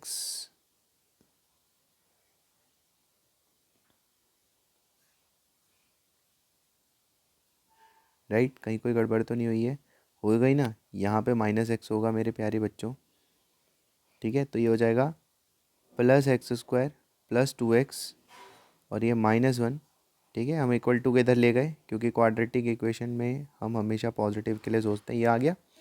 अब बस यहाँ से x का वैल्यू निकाल लीजिए। देखिए, अभी एक ऊपर क्वेश्चन था वो भी क्वाड्रेटिक बन गया, नीचे वाला क्वेश्चन है ये भी क्वाड्रेटिक बन गया। तो जो ऊपर क्वेश्चन था वो आपको याद होगा, क्वेश्चन नंबर 21 था हमारा, सेक्शन बी के अंदर से क्वेश्चन था हमारा, वो भी क्वाड्रेटिक था, ये भी क्वाड्रेटिक जैसा बन रहा है। तो इसमें से x की वैल्यू कैसे निकलेगी, -b, सिंपल है। देखिए, -b प्लस माइनस √, साथ में लेके चलेंगे, b², 4ac, तो ये भी 4 ही बन रहा है, अपॉन में 2। तो यहाँ से x की वैल्यू हमारे पास आती है -1 ± √2, और x की वैल्यू ऑलवेज पॉजिटिव होगी, तो √2 - 1, ये मेरा आंसर होगा। इस क्वाड्रेटिक इक्वेशन का ये मेरा आंसर होगा। क्लियर। अब ये क्वेश्चन थोड़ा सा आप देख सकते हैं लेंथी सा हो गया है, कैलकुलेशन इसमें ज़्यादा हो गई है, ठीक है। तो ये थोड़ा लेंथी टाइप के हमारे सेक्शन 3 वाले में सेक्शन थोड़ा जो होता है ये थोड़ा सा लेंथी टाइप का होता है, ठीक है। आइए नेक्स्ट क्वेश्चन की तरफ चलते हैं। अगला क्वेश्चन हम देखते हैं, नेक्स्ट क्वेश्चन हमारे पास क्या है। नेक्स्ट क्वेश्चन में हम लोगों पे कह रहा है, एक वायर हमें दे रखी है मेरे प्यारे बच्चों, ये आपको ध्यान होगा एम्पीयर सर्किटल लॉ के अंदर से आया हुआ क्वेश्चन है। और क्योंकि ये हम कई बार डिस्कस भी करते हैं, और इसको आप वहाँ से भी कर सकते हैं। क्वेश्चन नंबर 26 को मैं लिख देता हूँ। ये तो थ्योरी बेस्ड क्वेश्चन है, और ये मैग्नेटिक फील्ड निकालने का क्वेश्चन है, अगर आपको ध्यान हो। एम्पियर सर्किटल लॉ वाले टॉपिक से हम इसे करा करते थे, और डेरिवेशन का नाम होता था सॉलिड वायर के अंदर और बाहर मैग्नेटिक फील्ड निकालना। तो ये आपको डायरेक्ट मिल जाएगा, तो इसमें ज़्यादा घुमा करके कुछ नहीं है, कैलकुलेटेड भी नहीं है। एनसीईआरटी का सॉल्ड एग्जाम्पल है, बल्कि ये तो क्लास में भी डिस्कस करा है हमने कई बार, तो ये आप थोड़ा सा वहाँ से देखेंगे। ठीक है, आइए क्वेश्चन नंबर 27 पे चलते हैं। Identify the part of electromagnetic. अच्छा, हमें बताना है कौन सी वेव की ये प्रॉपर्टी हो सकती है। सबसे पहला, producing heating effect. Heating effect कौन पैदा करता है? तो बच्चों, आप सभी बच्चों को बहुत अच्छे से पता है कि जो हीटिंग इफेक्ट्स होते हैं वो कौन सी वेव पैदा करती है। तो हीटिंग इफेक्ट पैदा करने वाली वेव होती है इंफ्रारेड। इंफ्रारेड वेव को हीट वेव के नाम से भी जाना जाता है। दूसरा, ओजोन लेयर के एब्जॉर्प्शन के लिए कौन सी लेयर रिस्पॉन्सिबल है? तो ये सब बच्चों को पता है, अल्ट्रा वायलेट इसका आंसर होगा। और क्रिस्टल की स्टडी करने के लिए एक्सरे का इस्तेमाल करा जाता है, आप सभी को पता है। Right any one method of production of each. और हर एक का आपको क्या करना है, प्रोडक्शन भी यहाँ पर लिखना है। Right any one method of production of each wave, her wave के लिए प्रोडक्शन बताना है। तो हॉट मॉलिक्यूल से ये बनते हैं, ध्यान आ रहा होगा आपको। इलेक्ट्रॉन, इनर शेल के इलेक्ट्रॉन जब ट्रांजिशन करते हैं उनसे बनता है, ध्यान आ रहा होगा आपको। इनर शेल के जब इलेक्ट्रॉन ट्रांजिशंस करते हैं एक ऑर्बिट से दूसरी ऑर्बिट में, तो ये बनता है। तो ये टॉपिक भी हमारा क्लास में डिस्कस होता है। सबके प्रोडक्शंस आपको याद होने चाहिए, एक एक यूजेस याद होने चाहिए, उससे रिलेटेड ये क्वेश्चन है।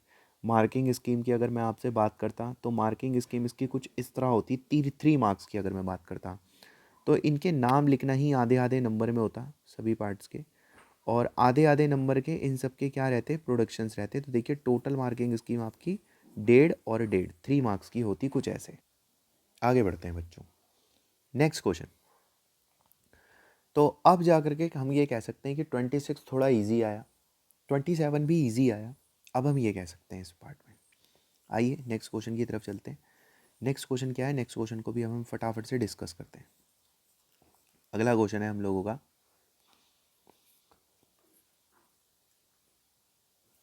लास्ट क्वेश्चन आप ये कह सकते हैं, question number 28। Define mutual inductance. It is the property of the coil by virtue of which another coil oppose the change of current। या यूं कह सकते हैं, एक कॉइल की प्रॉपर्टी जिसकी वजह से वो किसी दूसरे कॉइल के करंट चेंज का अपोज करे। ठीक है, यानी कि आप इसे कैसे डिफाइन करेंगे, it is the property of the secondary coil which opposes the change in current in primary coil. दूसरी कॉइल की प्रॉपर्टी, सेकेंडरी कॉइल की प्रॉपर्टी जिसकी वजह से वो चेंज इन करंट का अपोज करे प्राइमरी कॉइल के। इसकी यूनिट क्या होती है, हेनरी होती है, आपको ध्यान होगा, डिस्कस भी करते थे, हेनरीज की यूनिट होती है। साथ में इसका बी पार्ट भी है। अब देखिए ये थ्योरेटिकल था तो हम लिख नहीं रहे हैं 28 को, हमने आपको डिक्टेट कर दिया है कि इसकी एक डेफिनेशन और एक यूनिट लिखनी है। बी पार्ट की तरफ चलते हैं। बी पार्ट में आपसे कहता है, दो सर्कुलर लूप है, रेडियस इनके आर है, इनका म्यूचुअल इंडक्टेंस बता दीजिए कितना कितना होगा। तो ये एग्जाम्पल भी हम लोगों ने क्लास में डिस्कस करा होता है, क्लास की कॉपियों में आपको एज इट इज़ एग्जाम्पल आपको न्यूमेरिकल के रूप में मिल जाएगा। यहाँ पर क्या हो रहा है, यहाँ पर हो ये रहा है कि एक स्मॉल रेडियस है, एक कैपिटल रेडियस है आपका। ठीक है, कोएक्सियली रखे हुए हैं। म्यूचुअल इंडक्टेंस इस अरेंजमेंट का क्या होगा? तो मेरे प्यारे बच्चों, ये करंट है। सबसे पहले सर्कुलर कॉइल की मैग्नेटिक फील्ड का फॉर्मूला आपको याद होना चाहिए, म्यू नॉट आई अपॉन में 2r, ये होता है। ठीक है, अब हम फ्लक्स लिखेंगे, तो टोटल फ्लक्स हो जाएगा अंदर वाली कॉइल का N2 का, N2 मैंने अंदर वाली कॉइल को बोलना है, N1 मैंने बाहर वाली को बोलना है। तो N2 हो जाएगा, मैग्नेटिक फील्ड हो जाएगी और साथ में उसका एरिया हो जाएगा। ठीक है, ये फ्लक्स 2 का होगा। तो फ्लक्स 2 से कितना आएगा, N2, एरिया लिख लेंगे पाई आर स्क्वायर, और मैग्नेटिक फील्ड ऊपर से लिख लेंगे म्यू नॉट आई अपॉन में 2r, इतना हो जाएगा। अब जैसे कि आप जानते हैं म्यूचुअल इंडक्टेंस जो यहाँ पर बन के आ रहा है वो बन के आ रहा है N1 N2 mu naught pi R square upon में 2r, इतना आएगा। क्योंकि स्टैंडर्ड फॉर्मूला जो होता है म्यूचुअल इंडक्टेंस का, वह आप लोगों को याद होगा, phi is equal to M I होता है। तो फाई और आई को छोड़ के जो बचता है ना वो आपका एम होता है। तो ये वैल्यू जो है आपकी, ये पूरी क्या है, ये पूरी वैल्यू आपकी एम है, इसको आपने यहाँ लिख दिया है। तो बस इतना ड्राइव करके आना है और आपको यहाँ पर पूरे के पूरे 3 मार्क्स मिल जाते हैं। अच्छा, इसके ऑप्शन में भी आप देख रहे होंगे तो वो भी काफ़ी इजी है, उसमें भी कुछ इसी तरह की बात है। 2 स्ट्रेट वायर की फोर्स का डेरिवेशन करना है जो आपकी क्लास वर्क कॉपियों में होगा। 2 स्ट्रेट वायर, 2 पैरेलल वायर के बीच में फोर्स का फॉर्मूला जो मैग्नेट्स वाले चैप्टर में होता है, और 1 एम्पियर को वहाँ पे जाके डिफाइन करना है।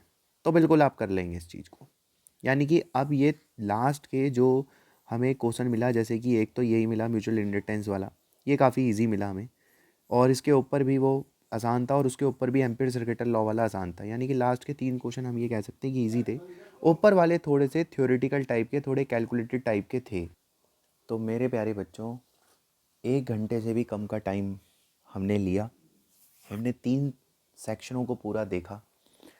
3 सेक्शनों को देखने के बाद हमें ध्यान आया कि ये कुछ इस तरह का सैम्पल पेपर है कि बहुत कम टाइम पे ख़त्म हो जाएगा पूरा पेपर। ज़्यादा थ्योरेटिकल भी नहीं है, सारा थ्योरेटिकल भी नहीं है, कम थ्योरेटिकल भी नहीं है, ठीक है, जैसा मीडियम लेवल होना चाहिए एग्ज़ाम का। सेक्शन डी के पास आते हैं।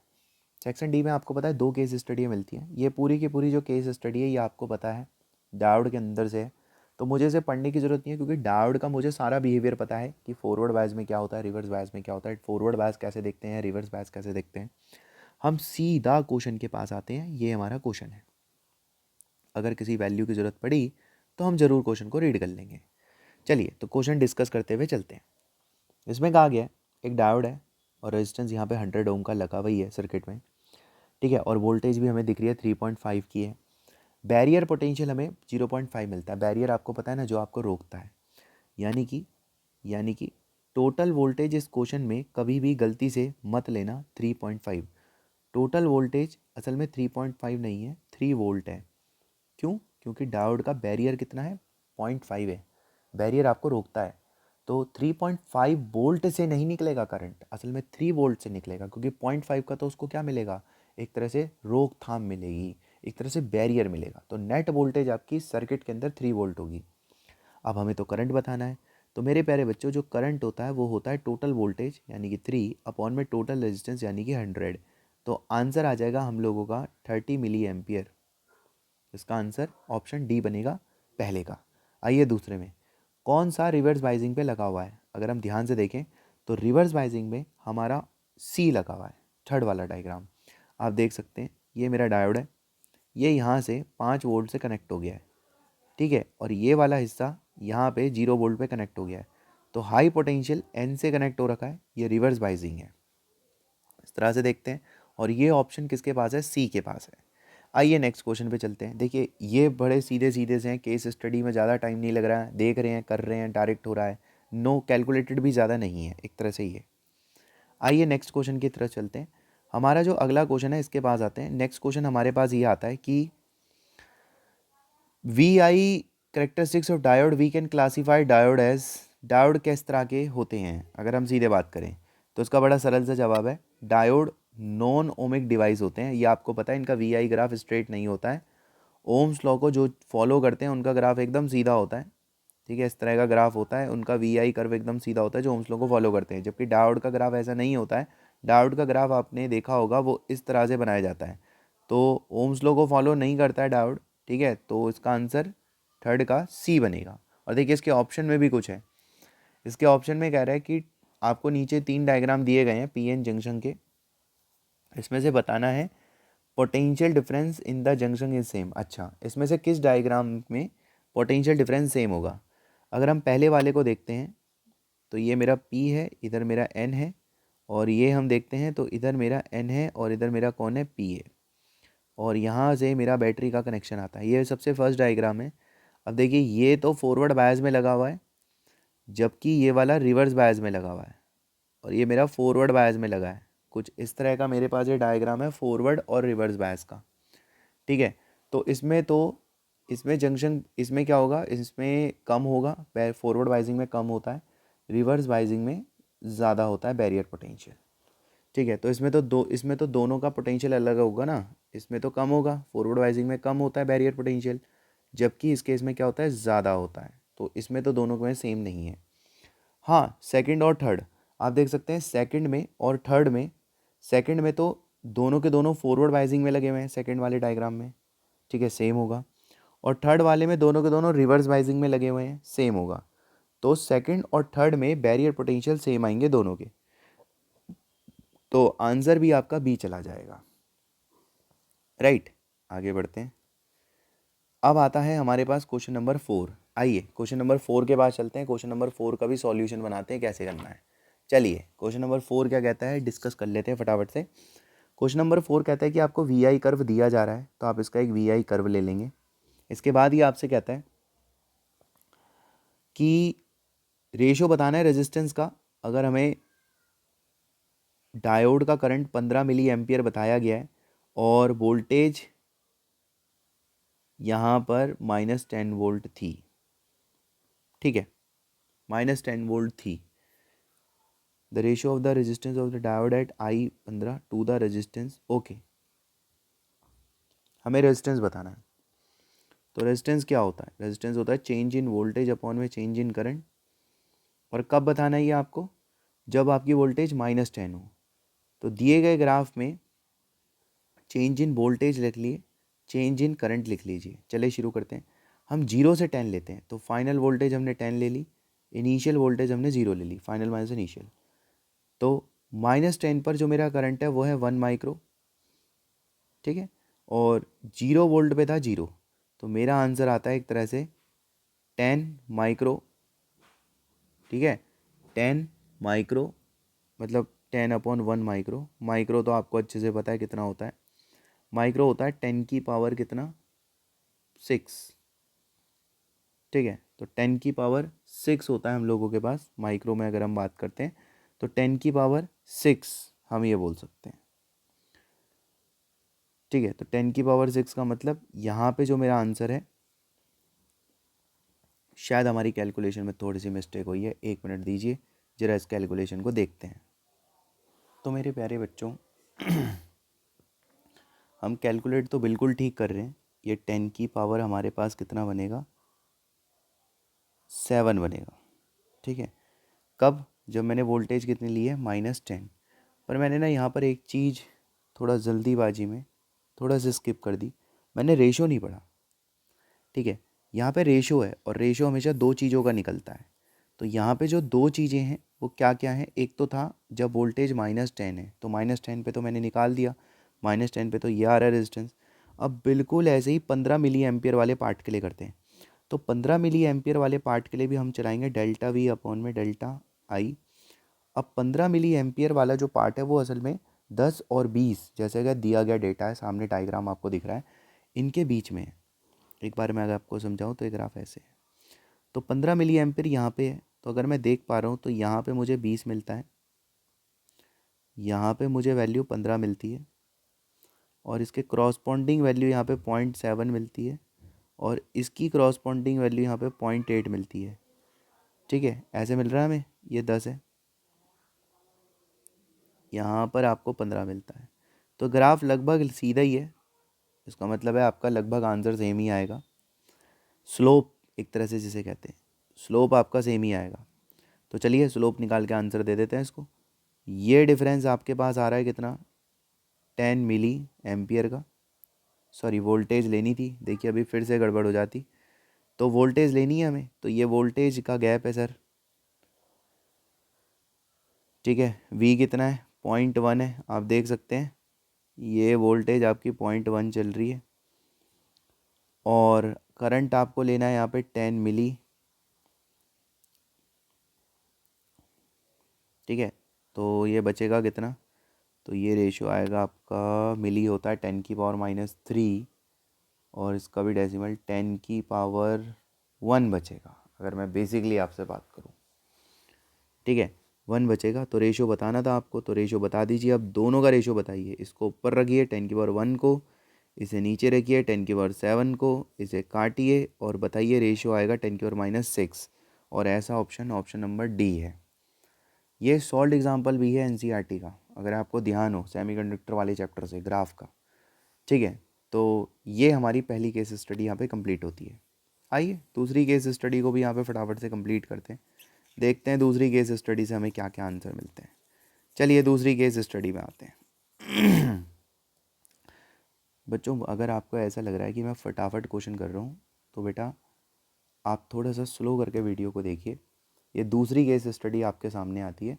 दूसरी केस स्टडी में भी आप देखिए, ये सारा हमें पता है, ये कॉम्बिनेशन ऑफ लेंस से केस स्टडी आ रही है, ये हमें याद होता है, ठीक है। बाकी किसी डेटा की ज़रूरत पड़ी तो हम ज़रूर से उसको अप्लाई करेंगे। फ़िलहाल क्वेश्चन क्या है, फ़िलहाल क्वेश्चन ये है, दो लेंस हैं कॉन्टेक्ट में रखे गए हैं एक, ठीक है, और फोकल लेंथ कॉम्बिनेशन की 80 आती है। अगर एक लेंस की फोकल लेंथ 20 है तो ये बताइए दूसरे लेंस की फोकल लेंथ कितनी आएगी,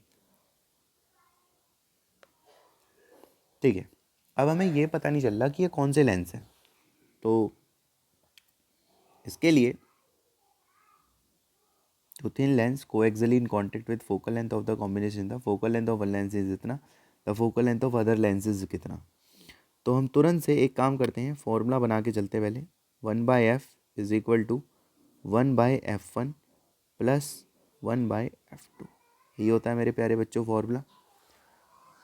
ऐसे ही सॉल्व करते हैं हम, 1/f1 प्लस 1/f2, इसी तरह से हम लेकर के चलते हैं पूरे के पूरे उसको।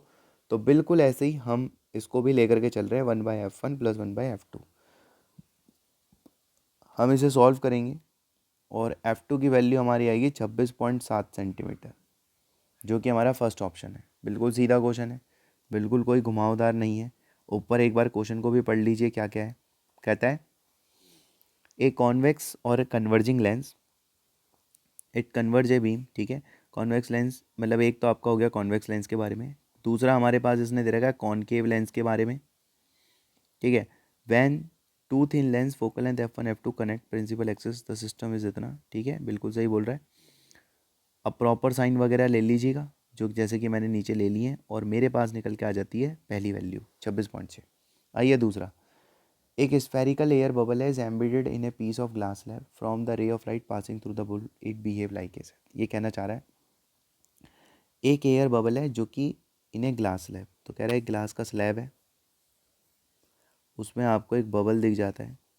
किसका बबल है पता है आपको, एयर का। तो एक तरह से आप ये समझिए कि ये एक लेंस बन चुका है और एयर इसमें है, तो एयर का रिफ्रैक्टिव इंडेक्स 1 होगा, जबकि ग्लास का रिफ्रैक्टिव इंडेक्स अगर आपको ध्यान हो तो ग्लास का रिफ्रैक्टिव इंडेक्स 1 से तो ज़्यादा होता है, यानी कि म्यू की वैल्यू 1 से तो ज़्यादा होती है। ऐसे मत लिखिए, ठीक है, ऐसे लिख लीजिए, गिलास का रिफ्रैक्टिव इंडेक्स एयर से ज़्यादा होता है। यानी कि जब, अब आपको ध्यान होगा ये टॉपिक कौन सा है, अगर किसी लेंस को ऐसे मीडियम में रखा जाए जिसका रिफ्रैक्टिव इंडेक्स ज़्यादा है, जैसे कि इस वक्त आपको दिख रहा होगा ग्लास का रिफ्रैक्टिव इंडेक्स ज़्यादा है, तो लेंस अपना बिहेवियर खो देता है। आपको ध्यान होगा लेंस अपना बिहेवियर खो देता है, यानी कि दिख तो ये कन्वर्जिंग रहा है पर बिहेवियर डाइवर्जिंग जैसा करेगा, डाइवर्जिंग जैसा करेगा, यानी कि सेकंड का आंसर बी लगेगा। आइए थर्ड पे चलते हैं। क्लास में डिस्कस करते थे कंसेप्ट, इसलिए देखते ही बोल दिया कि क्या लगेगा। आइए third question, lens generally used in magnification glass, मतलब मैग्नीफाइंग ग्लास में कौन सा लेंस इस्तेमाल होता है, तो ये तो डायरेक्ट क्वेश्चन है, कन्वेक्स लेंस का यूज़ होता है, तो इसलिए इसका आंसर हम सीधा बी लगा देंगे। Next question, question number 4, magnification एक कॉन्वेक्स लेंस की पॉजिटिव आ रही है, कब आती है, ये भी थ्योरेटिकल क्वेश्चन है, डायरेक्ट है सर। कब आती है, जब आप फोकस और ऑप्टिकल सेंटर के बीच में कहीं रखते हैं, तभी तो मैग्नीफिकेशन आपका क्या आता है, पॉजिटिव आता है सर। कौन सा टॉपिक है सर ये, तो मेरे प्यारे बच्चों ये टॉपिक हमारा सिंपल माइक्रोस्कोप के अंदर से कि ऑब्जेक्ट और फोकल लेंस के बीच में अब रखते हैं तो हमारी जो मैग्नीफिकेशन आती है वो क्या आती है, पॉजिटिव आती है, तभी तो इमेज काफ़ी लॉन्ग बनती है। अब आगे, अगर आपको ये नहीं करना तो उसके नीचे वाला क्वेश्चन कर सकते हैं ऑप्शन बेस्ड, जिसमें हमें क्या है, एक कॉन्वेक्स लेंस की फोकल लेंथ दे दी है, रियल इमेज बनाता है, 3 टाइम्स मैग्नीफाइड बनाता है, तो डिस्टेंस क्या होगा ऑब्जेक्ट का, तो जो मैग्नीफिकेशन है वो कितने गुना है, वो 3 टाइम्स ज़्यादा है, ठीक है। मैग्नीफिकेशन कितनी है, 3 टाइम्स ज़्यादा है। इसका मतलब ये है कि मैग्नीफिकेशन का फॉर्मूला आपको ध्यान होगा क्या होता है, v/u होता है, तो जो आपका v है, जो v है वो 3 टाइम्स ज़्यादा है u के, राइट। तो आप अपने जब इक्वेशन लगाएंगे 1/v 1/u बराबर 1/f, तो प्यारे बच्चों एफ़ की जगह तो आप 20 रख लेना यहाँ पर, ठीक है। वी की जगह आप 3u रख लेना और देखिएगा u कितना आ रहा है। तो मेरे प्यारे बच्चों कैलकुलेट करिएगा, u आएगा 26.6 सेंटीमीटर। और साइन रखना मत भूलिएगा, कॉन्वेक्स लेंस है तो पॉजिटिव, ठीक है। और वी यू में भी साइन कन्वेंशन का यूज़ होगा, प्लस माइनस का। कर लेंगे, हो जाएगा ये क्वेश्चन, बहुत सिंपल है। इस तरह का क्वेश्चन भी हमने क्लास में डिस्कस करा हुआ है, इसलिए हमने इसको फटाफट से निकाल दिया है। बाकी आपको किसी भी क्वेश्चन के सॉल्यूशन में प्रॉब्लम लगती है सर, उसे तुरंत रोक के पहले खुद सोचिए, फिर मुझसे पूछिए कि यहाँ सर प्रॉब्लम आ रही है। क्योंकि अभी तो हम पूरे पेपर को डिस्कस कर रहे हैं फटाफट से कि इसमें हम ऐसे कर सकते हैं, इसमें हम ऐसे कर सकते हैं, इसमें हम ऐसे कर सकते हैं, बट आपको कोई प्रॉब्लम लगती है तो आप ज़रूर पूछिए। अब ये हमारा लास्ट सेक्शन है, सेक्शन ई। आपको पता है सेक्शन ई में हमारे पास 5-5 नंबर के क्वेश्चन जो होते हैं वो 5 ही होते हैं, तो 5 क्वेश्चन इसमें करने हैं। इस सेक्शन को भी डिस्कस करते हैं कि इस सेक्शन में हमें कौन कौन से क्वेश्चंस करने हैं और कौन कौन से क्वेश्चंस इसमें से नहीं करने हैं। चलिए डिस्कस करते हैं। आइए बच्चों डिस्कशन करते हैं। क्वेश्चन नंबर 31 क्या है बेटा? क्वेश्चन नंबर 31 में हमें क्या करना है, देखिए पढ़िए। ड्रॉ ए रे diagram for the formation of image point object double thin double convex lens radii R1 R2 drive lens maker formula. इसके अंदर आपको पूरी लेंस मेकर डेरिवेशन करनी है, लेंस मेकर फार्मूला की, जो हम क्लास में डिस्कस करते हैं। यानी कि 31 का फर्स्ट पार्ट आपका सिंपल एक डेरिवेशन बेस्ड है और इसमें आपको लेंस मेकर वाली डेरिवेशन कर लेनी है, ठीक है, जिसे आप कर लेंगे, थ्योरी होती है क्योंकि। आइए दूसरे को डिस्कस करते हैं।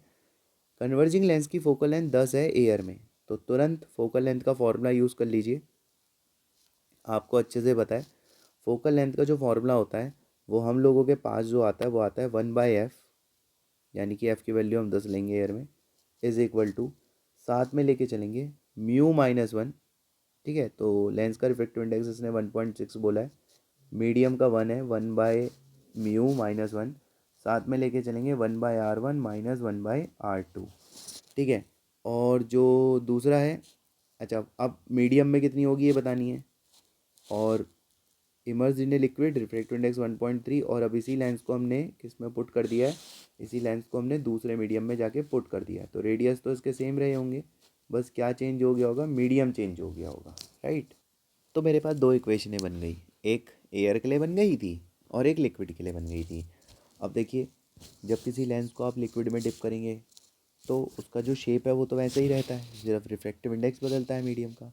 अब आप इन दोनों इक्वेशनों को डिवाइड कर दीजिए तो क्या होगा, इस वैल्यू से वैल्यू पूरी कट जाएगी, राइट। तो ये वैल्यू हमारे पास सॉल्व होकर के आ रही होगी 0.6/1, नीचे बन रहा होगा हमारा 0.3/1.3, राइट। अब ये वैल्यू सबसे ऊपर चली जाएगी तो ये तो हो जाएगा FM/10, ये वैल्यू सबसे ऊपर आ जाएगी तो जगह 0.6 इंटू 1.3/0.3, 3×2 = 6 होता है, आपको पता है। तो 13×2 = 26 सेंटीमीटर। जब ये इधर मल्टीप्लाई होगा तो फोकल लेंथ जो आएगी उस मीडियम में वो कितनी आ जाएगी हमारे पास, तो फोकल लेंथ उस मीडियम में हमारे पास 26 सेंटीमीटर के आसपास आ जाएगी। क्वेश्चन हमारा कंप्लीट। इसके अलावा जो ऑप्शन में क्वेश्चन है उसमें क्या है, वेव फ्रंट डिफाइन करना है, रे से कैसे डिफर। तो आपको पता ही है जो वेव फ्रंट होता है वो असल में वेव फ्रंट का आप डिफ़ाइन करिए, ठीक है। और वो रे से डिफरेंट होता है क्योंकि बहुत सारी रे जो होती हैं, ठीक है, उनके परपेंडिकुलर एक वेव फ्रंट हमारा तैयार होता है। यानी कि वेव फ्रंट तो एक क्या होता है, एक पूरा का पूरा सरफेस होता है, एक पूरा का पूरा हमारा प्लेन होता है जो कि रे से पूरी तरह से डिफ़र होता है, ठीक है। दूसरा और क्या करना है आपको, सेकंड पार्ट में हाइगन प्रिंसिपल से रिफ्रैक्शन वाला डेरिवेशन प्रूफ करना है, वो आप कर लेंगे। तीसरा double slit experiment. Double slit experiment आप अच्छे से जानते हैं, इंटरफेरेंस को कहते हैं। डबल स्लिट एक्सपेरिमेंट है, वेवलेंथ हमें मिल गई, एंगुलर फ्रिंज विड्थ हमें मिल गई, कह रहा है find spacing between these two. तो थर्ड पार्ट में आप क्या करेंगे, थीटा का फॉर्मूला यूज़ करेंगे λ/d। इसमें से थीटा आपको 0.1 मिल गया, लैम्डा की वैल्यू 600 नैनोमीटर मिल जाती है। तो दो स्लिट के बीच की स्पेसिंग यानी कि स्मॉल डी निकालना है। और लास्ट पार्ट में difference between interference and diffraction, diffraction और इंटरफेरेंस में आपको डिफरेंस बताने हैं। तो ये मैंने आपको कई बार कहा है, इसको साथ के साथ आप निपटा दीजिए। ये कैसे करते हैं ये अपना आप यहाँ पर क्लियर रखिए। ठीक है, तो ये डिफरेंस आपको कॉपी में से देख करके लिखने हैं जो आपको क्लास वर्क्स में पढ़ाई जाती है। ठीक है जी, यानी कि ये पाँचवें मतलब ये सेक्शन ई का जो पहला क्वेश्चन है ये बिल्कुल सीधा है, इसमें कुछ घुमा करके नहीं है। आइए क्वेश्चन नंबर 32, 32वें क्वेश्चन को हम कंप्लीट करेंगे यहाँ से। अब देखते हैं 32 क्वेश्चन में हमारे पास क्या डेटा है और क्या डेटा नहीं है। तो क्वेश्चन नंबर 32 को अगर हम देखें तो 32 के फर्स्ट पार्ट में तो हमें जो है ये करना है, एक्सप्रेशन बताना है। किसका एक्सप्रेशन बताना है? कैपेसिटेंस का एक्सप्रेशन बताना है। तो कैपेसिटेंस आपको बताइए क्या होता है? Epsilon not a by D होता है। तो ये हमें यहाँ से बताना है। तो मेरे प्यारे बच्चों, हम क्वेश्चन नंबर 31 का सेकंड पार्ट एक बार फिर से डिस्कस कर देते हैं, एक बार फिर से देख लेते हैं। तो हमें क्या कह रहा था? कन्वर्जिंग लेंस है, फोकल लेंथ आपकी 10 सेंटीमीटर है एयर में। तो फोकल लेंथ का जो फॉर्मूला होता है 1/f is equal to mu minus 1। तो यहाँ पर लेंस का रिफ्रैक्टिव इंडेक्स आपको यूज़ कर लेना है 1.6 अपॉन में एयर का रिफ्रैक्टिव इंडेक्स 1 होता है। और बाकी लेंस मेकर का फॉर्मूला 1/r1 1/r2। और जो मीडियम है उसमें हमें फोकल लेंथ बतानी है, और मीडियम का अब की बार हमें मीडियम जो है वो दे रखा है 1.3। ये वैल्यू हमें आप प्रोवाइड कर रखी है 1.3, साथ में 1/r1 और साथ में 1/r2। तो मेरे प्यारे बच्चों, इन दोनों वैल्यू को जा करके हम इस तरह से डिवाइड कर लेंगे, ये वैल्यू पूरी तरह से इससे कट जाएगी और हमारे पास ये सॉल्व होकर के आएगा 0.6 अपॉन में 1। नीचे पूरा सॉल्व करके आ जाएगा 0.3 अपॉन में 1.3। तो ये वैल्यू यहाँ मल्टीप्लाई में जाएगी तो ये हो जाएगा f/10। ये वैल्यू यहाँ मल्टीप्लाई में जाएगी 0.6 इंटू में 1.3 अपॉन में 0.3। बेटे 3 2 जा 6 होता है और हमारे पास ये 2.6 आ जाएगा। अब मल्टीप्लाई करेंगे तो F M is equal to 26 centimetre हो जाएगा। ठीक है, तो मीडियम में मेरी फोकल लेंथ 26 हो जाएगी। और ये 10 कहाँ से आया? 10 यहाँ से मल्टीप्लाई होके 2.6 के पास गया तो वो वहाँ पे इतना हो गया। कंप्लीट ये क्वेश्चन। अब देखिए इसके ऑप्शन में जो क्वेश्चन है उसको भी डिस्कस कर लेते हैं। देखिए ऑप्शन में क्वेश्चन ये है डिफाइन वेव फ्रंट, यानी कि वेव फ्रंट का यहाँ पर डेफिनेशन देना है, वो आप दे लेंगे। रे से कैसे डिफर है? तो आपको पता होगा जो वेव फ्रंट है वो एक सरफेस होती है, वो लोकस होता है, असल में कलेक्शन होता है बहुत सारे पॉइंट्स का जो कि सेम फेज में है। तो रे के परपेंडिकुलर बनता है हमेशा वेव फ्रंट इस तरह से। ठीक है, तो बिल्कुल डिफर है सर, रे के परपेंडिकुलर वेव फ्रंट होता है, डिफरेंस बहुत सारे हैं। सेकंड में आपको स्नेल्स लॉ वेरीफाई करना है, इसका मतलब रिफ्रैक्शन वाला डेरिवेशन करना है हाइगन प्रिंसिपल से, वो आप कर लेंगे। इसके थर्ड पार्ट में वेवलेंथ आपको दे रखी है 600 नैनोमीटर और फ्रिंज विड्थ यानी कि थीटा आपको दे रखा है 0.1। कह रहा है स्पेसिंग बिटवीन द स्लिट बताइए, तो थीटा का फॉर्मूला लगाइएगा, इंटरफेरेंस हम पढ़ते थे λ/d। लैम्डा 600 नैनोमीटर है और थीटा 0.1 है, तो स्मॉल डी हमारा यहाँ से आ जाएगा। और इसके बाद फोर्थ क्वेश्चन है, दो डिफरेंस बताने हैं, किसमें? डिफ्रैक्शन में और इंटरफेरेंस में, वो आप बता देंगे। थ्योरेटिकल टाइप का क्वेश्चन हुआ। आइए क्वेश्चन नंबर 32 पे चलते हैं। 32 क्वेश्चन क्या है फटाफट से देखते हैं। क्वेश्चन नंबर 32 में आपसे कह रहा है एक तो डेरिवेशन करनी है आपको कैपेसिटेंस की, तो आप वो कर लेंगे। दूसरा आपको दिया गया डायग्राम अगर आप ध्यान से देखते हैं तो थोड़ा सा कैलकुलेटेड बेस्ड ये क्वेश्चन सा हमें लग रहा है। तो अगर आप इसे देखते हैं तो इस तरह से हमारे पास क्वेश्चन आ जाता है, इस तरह से पूरा क्वेश्चन है।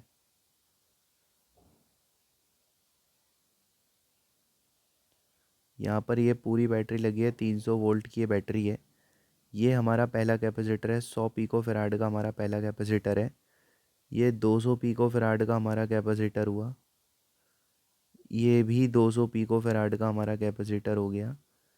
ये 100 पिको फैराड का हमारा कैपेसिटर हो गया है। सबसे पहले आप इस बात को समझिए कि ये दोनों कैपेसिटर आपके सीरीज़ में हैं।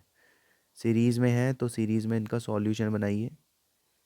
टोटल कैपेसिटेंस आपको पता है, बताने की ज़रूरत नहीं है, 1/C1 1/C2 करके होता है।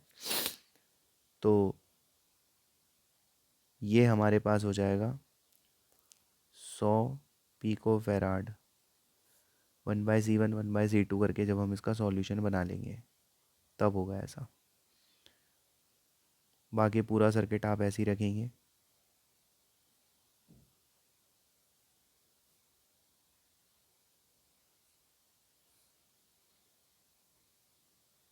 अब नेक्स्ट कहानी, जब ऐसा होगा तो उसके बाद ये दोनों कैपेसिटर आपके पैरेलल में आ जाएंगे, ये दोनों आएंगे। तो जब ये दोनों कैपेसिटर आएंगे तो पैरेलल में ऐड हो जाएंगे। ऐड होने पर 100 और 100 बन जाता है 200 पिको फैराड। ये दोनों ऐड हो जाएंगे, 200 पिको फैराड हमारा यहाँ पे तैयार हो जाएगा।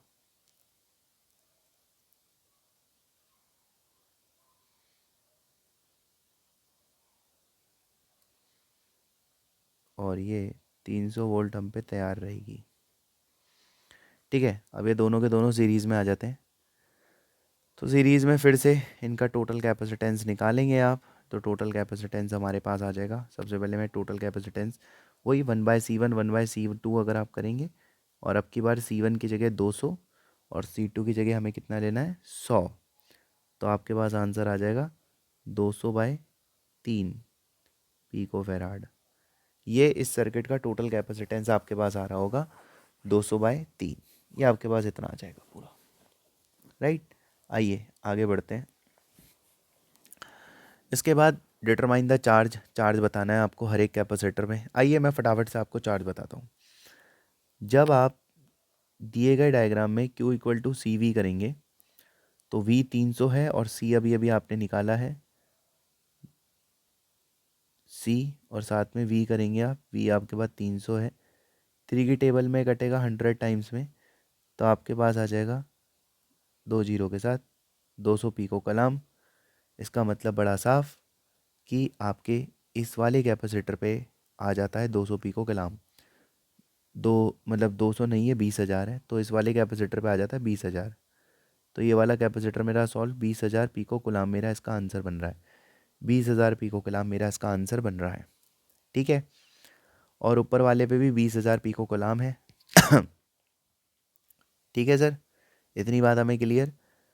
अब अगर हम वोल्टेज की बात कर रहे हैं तो इस वाले पे वोल्टेज कितनी आएगी, तो Q equal to C V करिए, क्योंकि चार्ज तो आपने लिख दिया है ना 20,000, तो Q इस पे कितना है आपने अभी अभी बताया मुझे 20,000 है, मैंने कहा C कितना है आपने कहा 100 है, 2 जीरो से 2 जीरो कैंसिल हुए, वोल्टेज आई 200। अब इस पे कितनी वोल्ट है 200, टोटल थी कितनी 300, और इसने कितनी ले ली 200, तो ऊपर वाले ने कितनी ली होगी 100, यानी कि 100 वोल्ट इनके पास आ जाती है। अब क्योंकि दोनों पैरेलल में है तो पैरेलल में तो आपको पता है वोल्टेज क्या गई होगी सेम, तो दोनों पे 100 वोल्ट है। तो अब चलिए इसका भी चार्ज निकालते हैं। तो जब इस पे चार्ज निकालेंगे तो Q equal to C V करेंगे। अब C कितना लिखना है 100, V कितना लिखना है प्यारे बच्चों 100, तो कुल मिलाकर के आपके पास कितना आ गया, तो कुल मिला के आपके पास आ जाएगा 20,000 पिको कूलम। और इस वाले कैपेसिटर पे भी कितना चार्ज है उसे भी लिखिए, तो इस वाले कैपेसिटर पे जो चार्ज है वो आएगा Q equal to C V, C कितना है 100 पिको, V कितना आ रहा है 100, क्योंकि पैरेलल में थे ना सर, तो पैरेलल में तो वोल्टेज क्या होती है सेम होती है, तो इस पे भी आ गया 10,000 पिको गुलाम। अब फाइनली आंसर सुनिए, इस वाले पर आ गया है 10,000 पिको गुलाम। अब इस पर भी कितना आ गया था 10,000, यानी कि इन दोनों बीच वालों पर भी कितना आ गया है 10,000 पिको गुलाम। तो बीच के भी दोनों सॉल्व 10,000 10,000, ये भी सॉल्व 10,000, इस पर कितना चार्ज है 20,000 पिको गुलाम। तो सभी कैपेसिटर पे इतना इतना चार्ज होगा। एनसीईआरटी बेस्ड ये क्वेश्चन हो जाता है। ठीक है, इसलिए हमने जल्दी भी से कर दिया है। अब देखिए इसके ऑप्शन में क्या क्वेश्चन है। कह सकते हैं कि ये आसान है पर थोड़ा कैलकुलेटेड है। जिस बच्चे ने प्रैक्टिस नहीं करी है न्यूमेरिकल्स की उसको थोड़ी दिक्कत होगी इस तरह के क्वेश्चंस में। ठीक है, अदरवाइज़ बाकी कोई टेंशन्स की बात नहीं है, क्वेश्चन बहुत सिंपल है। आइए आगे बढ़ते हैं यहाँ से। बस ये पता होना चाहिए कि सीरीज़ में क्या सेम होता है, चार्ज में क्या, पैरेलल में क्या सेम होता है, तो आंसर बन जाता है। आइए इसके नीचे चलते हैं। डाइलेक्ट्रिक स्लैब, तो सर देखिए डाइलेक्ट्रिक वाला डेरिवेशन करना है और क्या करना है, और साथ में एक छोटा क्वेश्चन इन्होंने लगा के दिया है। क्या दिया है देख लेते हैं एक बार। तो कह रहे हैं कैपेसिटर है C1 जिसको चार्ज करा गया पोटेंशियल V0 से और इसे डिस्कनेक्ट कर दिया गया है बैटरी से। अब इसे दोबारा से C2 के साथ कनेक्ट कर दिया गया है। Ratio of energy before and after the connection off switch. अच्छा ठीक है, तो सर पहले बात करते हैं जब आपने कनेक्शन नहीं बनाया तब जो एनर्जी होगी, यानी कि पहले स्विच से पहले, एक तरह से कह सकते हो इनिशियल एनर्जी लिखते हैं, इनिशियल। तो सर जो इनिशियल एनर्जी होगी वो होगी हाफ सी वी स्क्वायर, क्योंकि सिर्फ एनर्जी इसके पास होगी, इसके पास तो कुछ भी नहीं होगा। ठीक है, स्विच भी आपका ओपन होगा, स्विच भी आपका ओपन होगा। ठीक है सर, अब आगे। अब जब आपने स्विच को क्लोज करा होगा उसके बाद क्या होगा? सबसे पहले कॉमन पोटेंशियल आया होगा। कॉमन पोटेंशियल हम कई बार डिस्कस भी करते थे, C1V अपॉन में C1 प्लस C2, ये आया होगा। अब टोटल एनर्जी कितनी आई होगी, आइए दोनों के पास चेक कर लेते हैं। पहले इस पे half C V square common potential, अब दूसरे वाले पे half C V square common potential. Common potential कितना है सर, इतना है। कंसेप्ट आपको पता है, कैसे रखते हैं ये भी आपको पता है। तो बिफोर मतलब पहले, आफ्टर मतलब बाद में, यानी कि इन वैल्यूज़ को यहाँ रखना पड़ेगा आपको वी सी की, और आपको करना पड़ेगा रेशियो एनर्जी का बिफोर एंड आफ्टर। ठीक है, बिफोर मतलब पहले क्या था तो इनिशियल को यहाँ रखिए, आफ्टर मतलब बाद में क्या मिला, तो बाद में तो आपको टोटल मिला, तो उस वैल्यू को आप यहाँ पे से सॉल्व करिए और देखिएगा आपका क्या आंसर यहाँ पर तैयार होके आ रहा है, C1 plus C2। Right, question complete, आसान क्वेश्चन था। ठीक है, आइए आगे बढ़ते हैं। तो कैपेसिटर वाले चैप्टर से हमारा क्वेश्चन आ जाता है। चलिए नेक्स्ट क्वेश्चन के पास चलते हैं, नेक्स्ट क्वेश्चन भी हम देख लेते हैं क्या कह रहा है। तो चलिए बच्चों क्वेश्चन नंबर 33 पे आते हैं। क्वेश्चन नंबर 33 क्या है इसको भी फटाफट से देखते हैं। प्यारे बच्चों क्वेश्चन नंबर 33 क्या रहता है, 33 का ये पार्ट क्या कहता है, कहता है आपको डायग्राम बना रहा है इंडक्टिव रिएक्टेंस और कैपेसिटिव रिएक्टेंस का फ्रीक्वेंसी के साथ। तो इंडक्टिव, इंडक्टिव होता है एक्सेल, एक्सेल का फॉर्मूला होता है ओमेगा एल, बाकी ओमेगा आपको पता ही होता है। तो इसका फ्रीक्वेंसी के साथ जो रिलेशन है वो डायरेक्टली हमें दिखता है, तो एक्सेल का ये रिलेशन है। एक्स सी का रिलेशन होता है 1/ओमेगा सी, ओमेगा होता है 2πfc। तो यहाँ पर जो फ्रीक्वेंसी के साथ इसका रिलेशन आ रहा है वो इस तरह का आ रहा है, तो ये एक्स सी का रिलेशन हुआ इसके साथ। ये है पहला पार्ट। दूसरा, draw phasor diagram of LC circuit, LCR circuit का फेजर बनाना है। तो सर एलसीआर सर्किट का जो आपका फेजर डायग्राम होता था मेरे प्यारे बच्चों, वो इस तरह से होता था कि करंट की दिशा में आपको रेजिस्टेंस मिलता था, इंडक्टर आगे रहता था, कैपेसिटर आपका पीछे रहता था। इस तरह का हमारा एक डायग्राम हुआ करता था। आइए सर अगला पार्ट, नेक्स्ट पार्ट की अगर हम बात करें तो ये कहता है जब एक अल्टरनेटिंग वोल्टेज को जो कि 220 वोल्ट का है, ठीक है, तो यानी कि आपके पास एक अल्टरनेटिंग वोल्टेज है जो कि कितने वोल्ट का है, तो ये कह रहा है कि जो कि आपका 220 वोल्ट का है। राइट 220 वोल्ट का है। अब हम पहला पार्ट करने जा रहे हैं सी का। तो कह रहा है कि जब आपने 220 वोल्ट डिवाइस एक्स के साथ लगाया तो करंट आपका 0.25 एम्पियर था जो कि लैग कर रहा था 90 से। तो एक बात बताइए, करंट पीछे होता किस में है, तो पीछे तो इंडक्टर में होता है। ठीक है, तो यानी कि एक्स हमारा क्या है, तो एक्स डिवाइस हमारा इंडक्टर है, देखते ही पहचान भी आ रही है। ठीक है, और एक्सएल निकालने का जो फॉर्मूला होगा ऐसे केस में वो होगा वी यानी कि 220 अपॉन में आई यानी कि 0.25, यानी कि V/I होता है, जिसे आप आसान भाषा में कहते हैं। ठीक है, इसे सॉल्व करके ये आएगा 880 ओम। ठीक है, आइए आगे बढ़ते हैं। अब ये सी में आपसे कह रहा है if same voltage apply to device Y, अगर सेम वोल्टेज यानी कि 220 को वाई से लगाया, करंट जो है नाउ इन फेज, अच्छा करंट उसी डायरेक्शन में आ जाता है, तो ये बिहेवियर किसका होता है, रेजिस्टेंस का होता है। इसका मतलब जो वाई होगा वो आपका रेजिस्टेंस होगा। आप रेजिस्टेंस भी कैलकुलेट कर सकते हैं सर, कैसे, देखिए आर जो होता है वो वी अपॉन में आई होता है।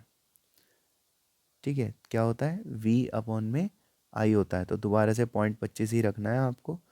ठीक है, और ये 880 ओम ही आ रहा है काट के। इसका मतलब आपने एक्सएल भी निकाल लिया, आपको ये भी पता चल गया कि दूसरा डिवाइस कौन है, आर है। तो पहले पार्ट में, सी के पहले पार्ट में देखिए क्या पूछ रहा है, सी के पहले पार्ट में आपसे यही चीज़ तो पूछ रहा है। कह रहा है एक्स क्या होगा, जवाब देंगे इंडक्टर, फाई क्या होगा, जवाब देंगे resistance. Calculate the current flow in the circuit, same voltage apply to combination, जब कॉम्बिनेशन पे लगेगा तो कॉम्बिनेशन पे तो पहले जेड निकलता है और जेड हो जाएगा आपके पास एक्सएल। फॉर्मूला अगर आपको याद हो मैं एक बार बता देता हूँ आपको, हो सकता है ध्यान नहीं आए, तो ये होता है फॉर्मूला, आपको ध्यान होगा। दोनों वैल्यू को रखोगे 880√2। अब अगर आपको करंट चाहिए तो आप करेंगे V जो कि 220 है और R 880√2, राइट। 22 चौके 60, 4√21 एम्पियर। इतना एम्पियर आपका यहाँ पर करंट होना चाहिए बच्चों। क्लियर क्लियर बच्चों, आसान आसान। तो इसका पैर पार्ट खत्म हो जाता है। अब देखिए अगर मैं यहाँ पर आपको मार्किंग स्कीम समझाऊँ तो यार ये मार्किंग स्कीम बच्चों आपकी बनी कैसी होगी, तो ये मार्किंग स्कीम आपकी ऐसे बनी होगी, एक नंबर का आपको ये मिल जाएगा फर्स्ट पार्ट, राइट। एक नंबर का आपका यहाँ पर फर्स्ट पार्ट हो जाएगा। इसी तरह से दोबारा से एक नंबर का आपका ये वाला पार्ट हो जाएगा जिसमें आपको फेज़र बनाना है। एक नंबर आपके 2 नंबर हो जाते हैं।